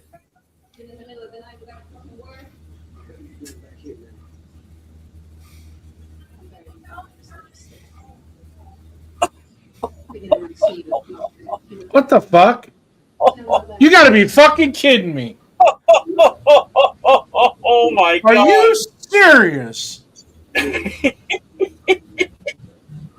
What the fuck was that? How far back he ran? And he threw up on the 45-yard line. I thought he was going to overthrow. I didn't realize there was somebody on that side. I was like, my God. Tied it up. Holy Jesus. That was amazing. Wow. My God. That's exactly how they drew it up. Yeah. I love it when a plan comes together. It's beautiful. My Lord. 20 yards. The stream just stopped on me. That's crazy.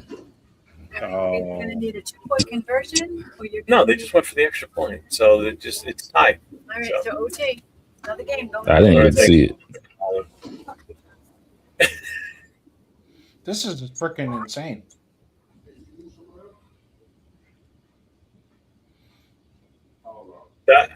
I don't know how that. I mean, he was running for his life. Yeah. And he took any longer than he did to throw it. After we got that ball, too, it was kind of doing this the whole time. It was like wobbling.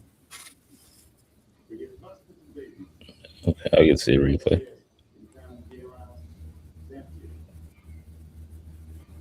Number 10, Stewart. He's looking at the Jumbotron on the other end of the field. So the play's going on behind him after he let go of the ball, and he's just standing there watching it. And he's like, ah. That's crazy. He just threw the ball up. That was incredible. Absolutely incredible. That was so Mahomes. Did he get pushed? Yeah, when I see a throw like that, all I can think about is Mahomes. Did he push him? Like, how did he? Right? That's what I thought. I'm like, what? How did he get so wide open? I mean, the separation between the defender was he pushed insane. him. Well, he didn't push him. He's just stronger. I mean, I don't know. That's crazy.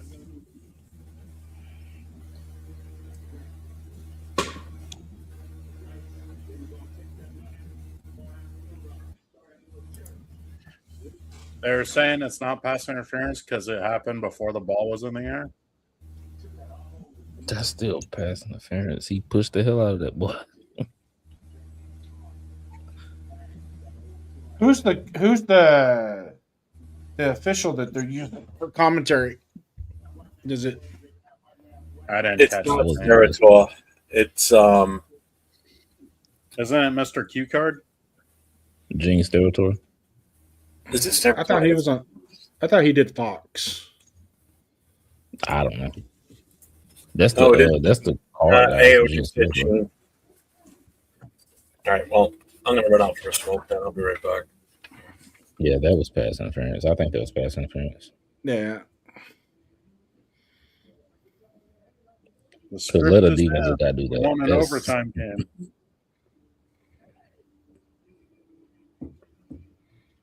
That's insane. Well, guys, I'm not sticking around for overtime Yeah, I'm not even. All My right. wife looking at me. because both me and my daughter need to go to sleep. Hey, Dark Side. Yes, sir. Hit you up with the when we get a chance. You want to come on Tuesday on our show? Yeah, I should be free. Okay. Tuesday be 5:00 my time, 8:00 your time, Yeah. because you're East Coast time. What we're starting to do is some fandom type stuff with our show. Like last week we had Darth Vader on. Just kind of go over fandom type stuff, and then just a lot of Q&A, and then we do a little freeform discussion, stuff like that. And then as we build up, excuse me, as we start to build into it a little bit more, I think once we get past the Senior Bowl, then we'll really start diving into the debate and discussion about who, what, when, where, and how. Yeah. And then also too, I'm sure Duncan's going to want to, once we get our head coach, we'll probably want to do something that afternoon as well. But the biggest thing is we butt up a lot of times. We butt up against guys that we're in conjunction with, that they have their shows. So we try and want to get away from when they do their shows, so we have our own time slots to work with. But I'm gonna talk to the skipper and see what other formulations we can come up with, and then definitely want to keep you around as long as we can.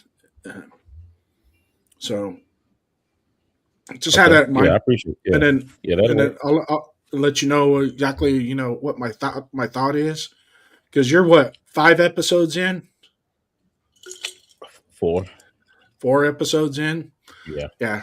So we'll start that and then hitch up the wagon, because we're 5 episodes in on our side on the doing live, me and Duncan. Yeah. So Okay. We did one. So. Jeff does 5 shows a week.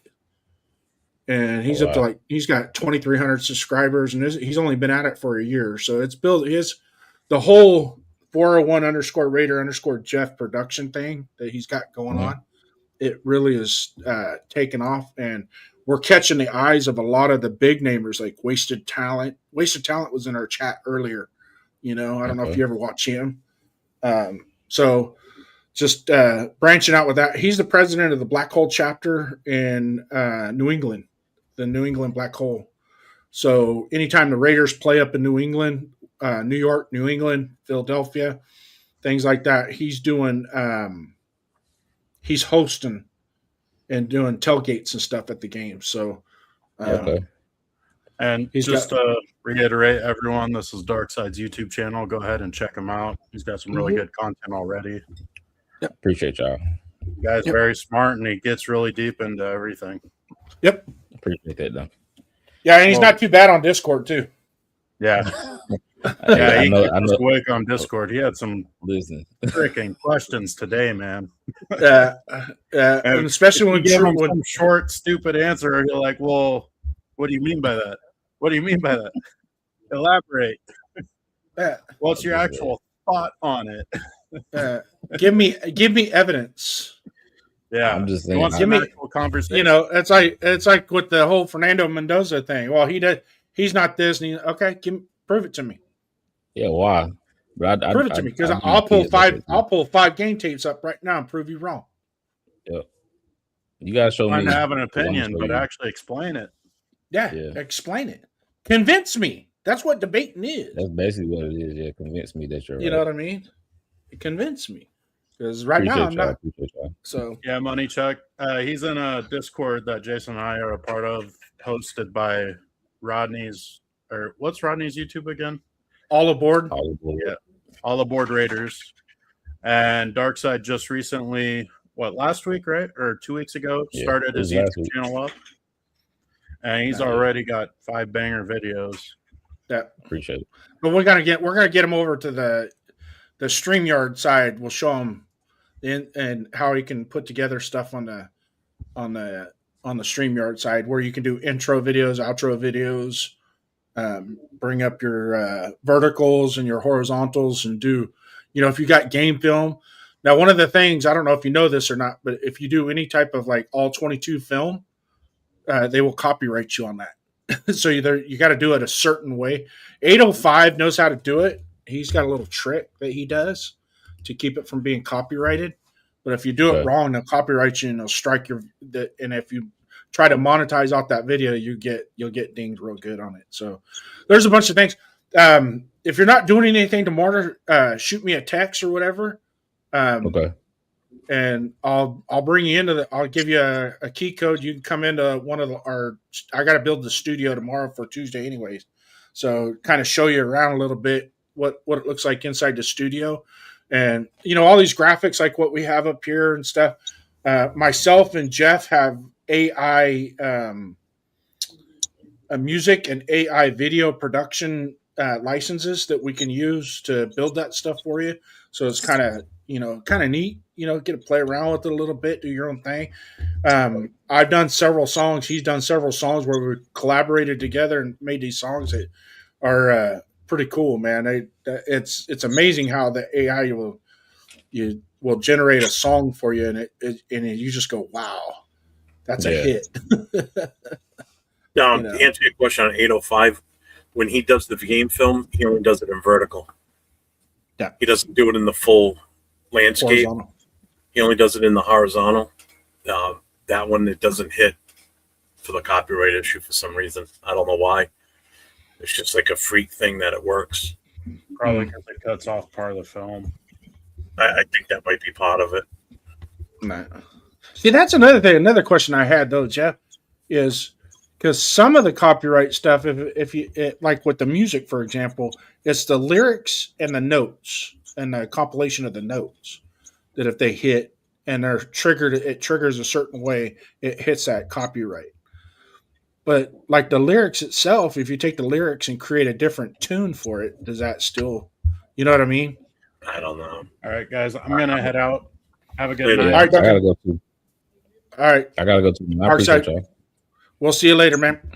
Later. It'll be good to meet you, man. Oh yeah, likewise. And then there were two.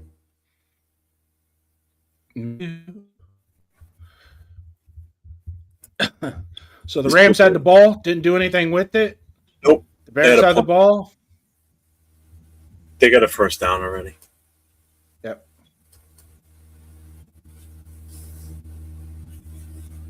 God, when they show that camera angle from the pylon there, look, you just look at the surface, the grass, and you just know that's like an ice skating rink, man. Tell you what, it's snowing like a son of a bitch outside. Hand me the chair. Can't even tell where the Here, let me snow's give you- for a while. I'll take this one back over. All right, give me just a minute. I'm going to switch chairs. I'm just gonna take that one. You can be comfortable. You can switch them out later.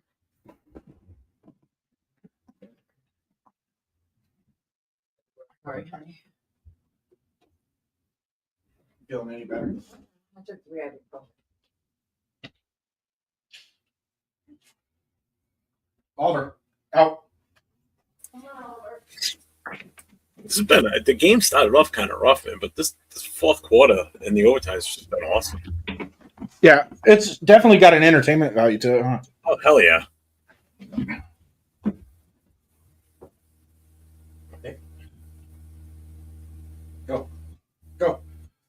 Man, this guy's a Go get mad Andrew. truck. Go get Andrew. Come on. Come on. Let's go get Andrew. Come on.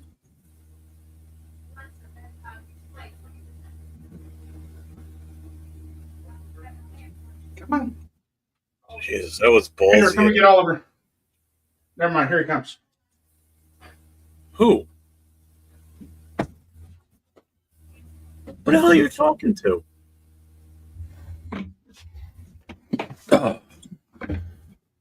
Who are you talking to? Me? I was talking to my son. Uh-huh. The cat got in the room here with me. Uh, And then he wants to go hide behind a chair. And hey.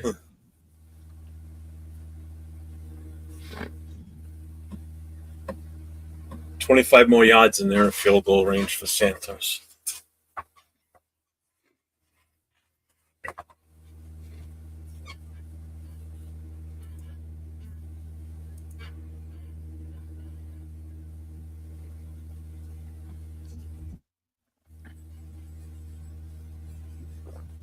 Cool, Kev. Thanks for putting that link up there, too. Thanks, Cool Kev.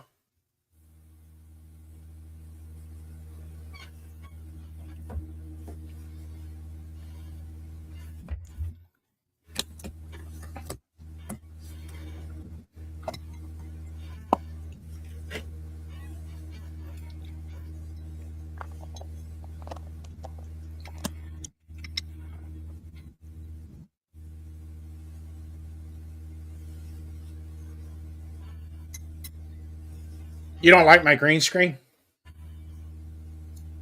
It keeps moving. Does it? Yeah, like as you move it.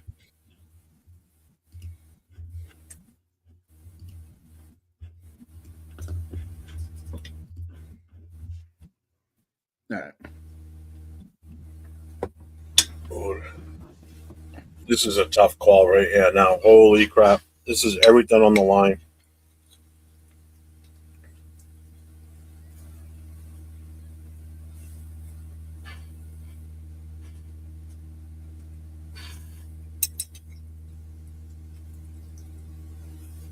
See, I don't know if I'd go for it. It seems to me like if you punt them and pin them deep, it gives you a better chance.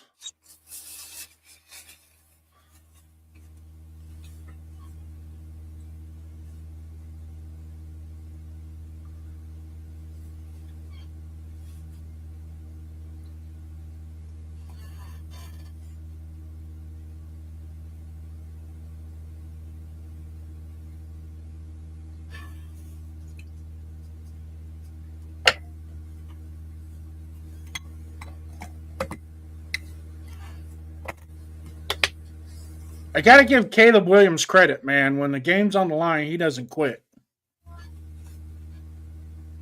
Yeah, he definitely does. Kind of making a name for himself doing that. No, I said I locked it. I know, I read. Jesus. What's up, Marcus Banks? Welcome back. What's up? I will give, like you said, with the game on the line, man, he's playing phenomenal now. No. And he's been doing that all year. It just seems like he kind of meanders through the first three quarters and then the fourth quarter.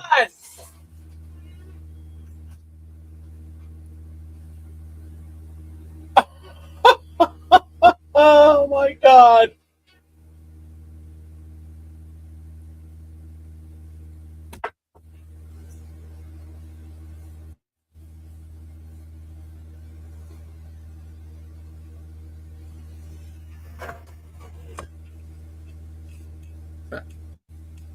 Well, it still doesn't hurt him. I mean, it doesn't help, but Yeah, but Moore gave up on that run. You could see it.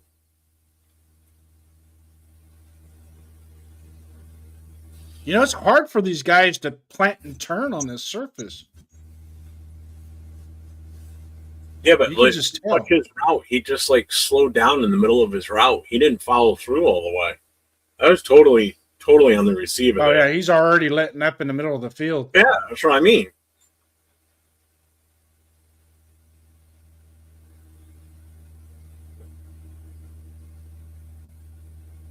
He's a good receiver, too. He should know better than to do that. Yeah, right. And we both just talked him up, and then he throws an interception. That's why I reacted the way I did. It was like, he's shitting me. Stafford's been playing great this whole game. See if it works that way.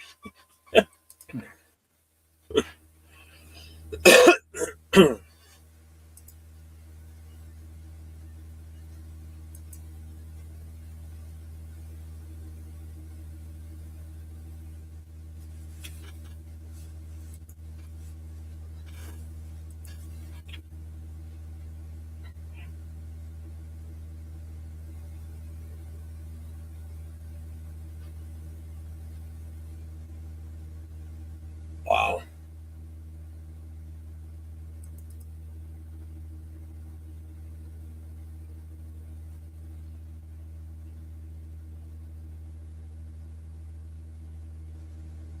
Yeah, they're going to review that.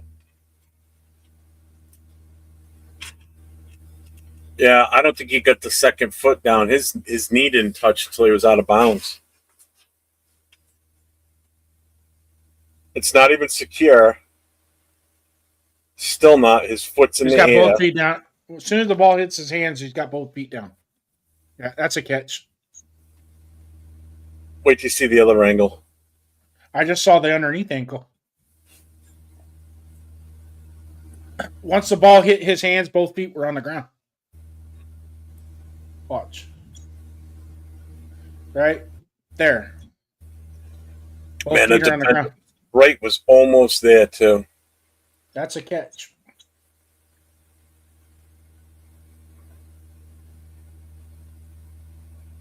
That's a catch. And he completed it all the way to the ground. So, yeah. They'll be at the Gotta think about 47-yard line of the Bears if this stands. Yep, stands.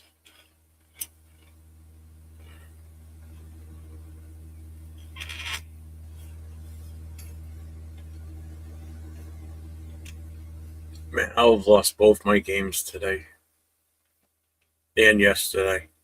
Oh, no, I won one of them.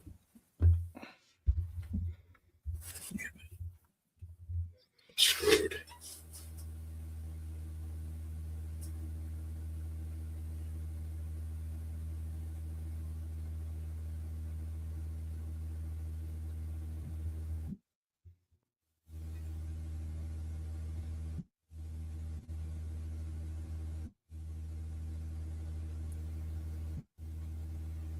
It's my boy Adams.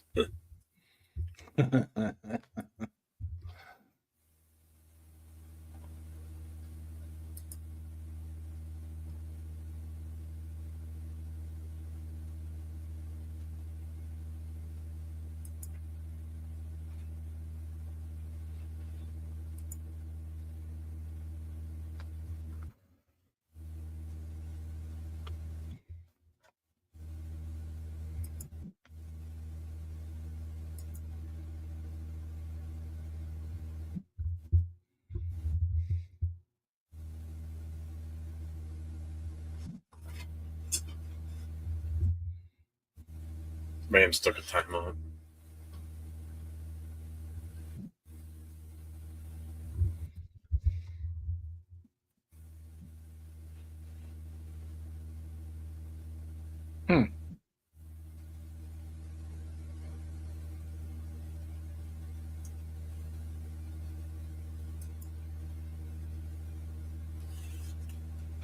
They're bringing 6.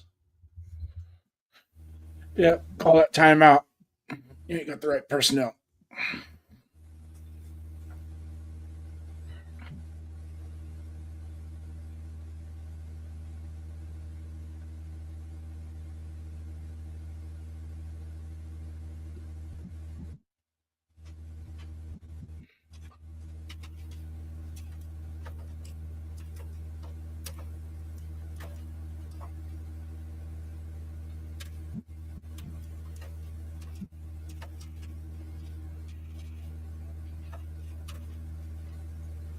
Jesus.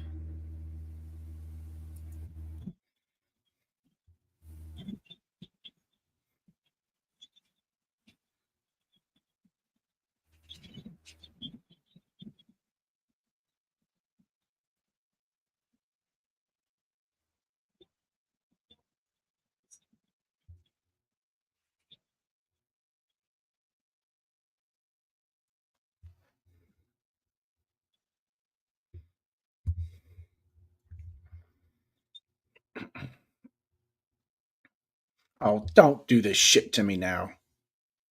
What? The buffering. Hmm. They had issues all day until right now. Well, the first game I was having a little bit of problem with, so I had to unplug the power to the stream box so it clears the cache out,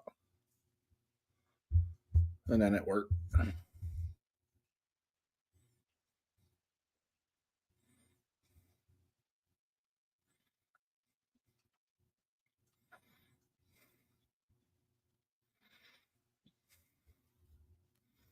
All they got to do is kick a field goal here. They should be able to win. Money check. So the Super Bowl could be the Bears versus New England, two teams that drafted a QB early and turned it around soon. Losing record. If the Rams win, I lose this one. I'm the only one in my pool that picked the Texans to win earlier today, even though I knew the Patriots were going to win. I went opposite of everybody else, figured it was worth a shot. And then the only one yesterday, Buffalo screwed me yesterday. Fucking Nevis, man. The guy looks like a freaking defensive end out there. Yeah, actually, it looks more like a defensive tackle. The guy's huge. So this football could be Bears versus New England, two teams that drafted a QB early and turned it around soon. Okay, I'm not holding my breath, but this is evident. It could be done. Bears. No one's getting past Seattle. I'm sorry. See, I think the Rams can beat them. Not the play they did today. They better get their shit together before next week. If they come out like this next week against Seattle,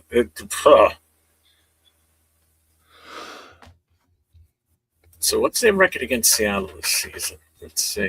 1-1. They lost 38-37 on December 16th, and then they won in November.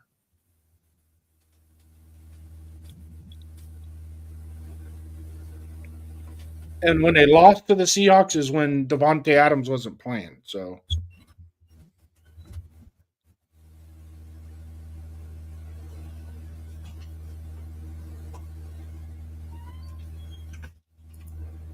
All right, here comes a field goal attempt.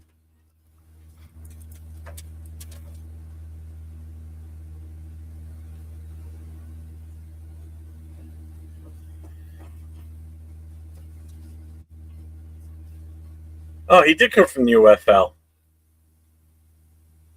Thicker Kicker. That's his nickname.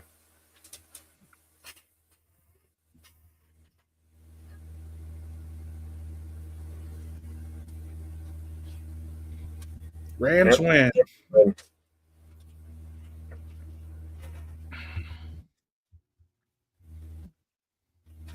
Nice try, Caleb. You gave it your all in the second half. I will say that. Yeah, he didn't. Overtime. My take on Caleb has totally changed this year. Totally changed. Damn. I think he could do a little bit better as far as being a leader on the sideline, but he's actually picked up his game doing that too. Instead of doing the whiny, pouty stuff. Marcus, yeah, I got half my money back. So, anyways, what do you got going on this week, Jeff? You're doing the game tomorrow night, Indiana, Miami. Okay. And Tuesday night, the Most Notorious podcast with Leo and Will. And then Wednesday, Greater Connection. Both of those start at 10 p.m. Eastern, 7 o'clock Pacific. And then Thursday night, Nate and I again on Raiders Coast to Coast, 10 o'clock Eastern, 7 o'clock Pacific. I will have some sort of game or something set up for the chat and for me. And then Friday night, back on the no huddle again. Friday night. Again, if you know anybody that's a fan of any of the other 31 teams in the league, make sure you tell them about it. Share the love, send the link to them, and have them come on in.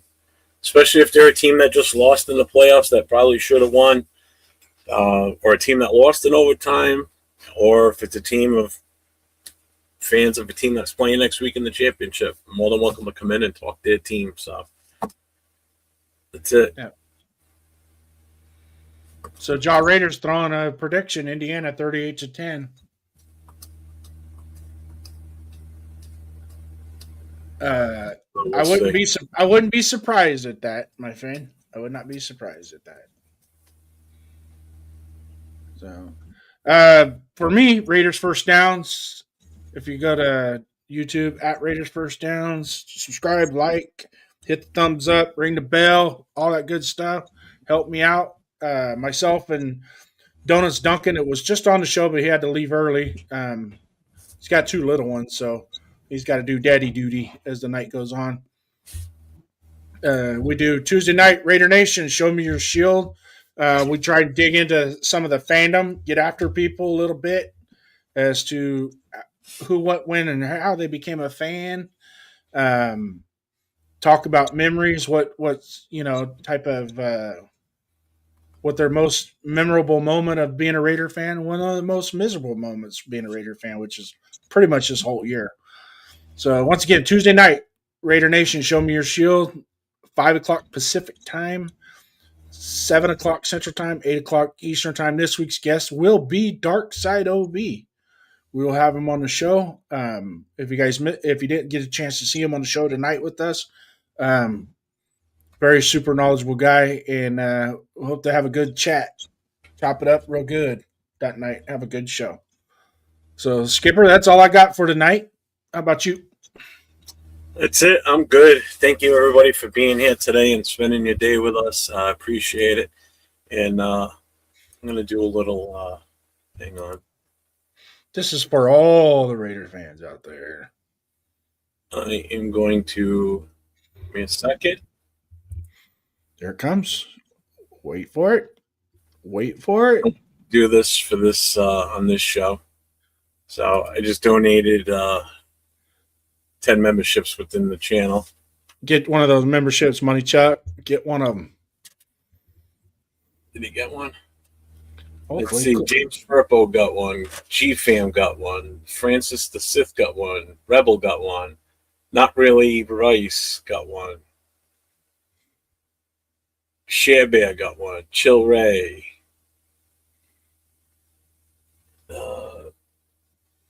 Mark Ontiverius, Hector Juarez, and Andrew Stott. Yeah, not bad, not bad. So, welcome to the Gang Green. Jeez, gets 500 minutes for hosting. I want to give a shout out to One Raider Jeff for gifting out 10 memberships on his own channel. That's my gift to the people that have been here all along. I appreciate everybody. It's all about keeping the family together, A membership goes a long ways. Yes, it does. I appreciate everybody being here. Once again, on behalf of 401 Raider Jeff Productions, this is 401 Raider Jeff, your host, the skipper, sidekick, Raiders First Downs. Jason Downs is my name, or as Raider Paul likes to call it, Jelly Roll. But tonight's the night, and we will see you throughout the week, my friends. Have a good night. Stay safe. Go Raiders. Go Raiders.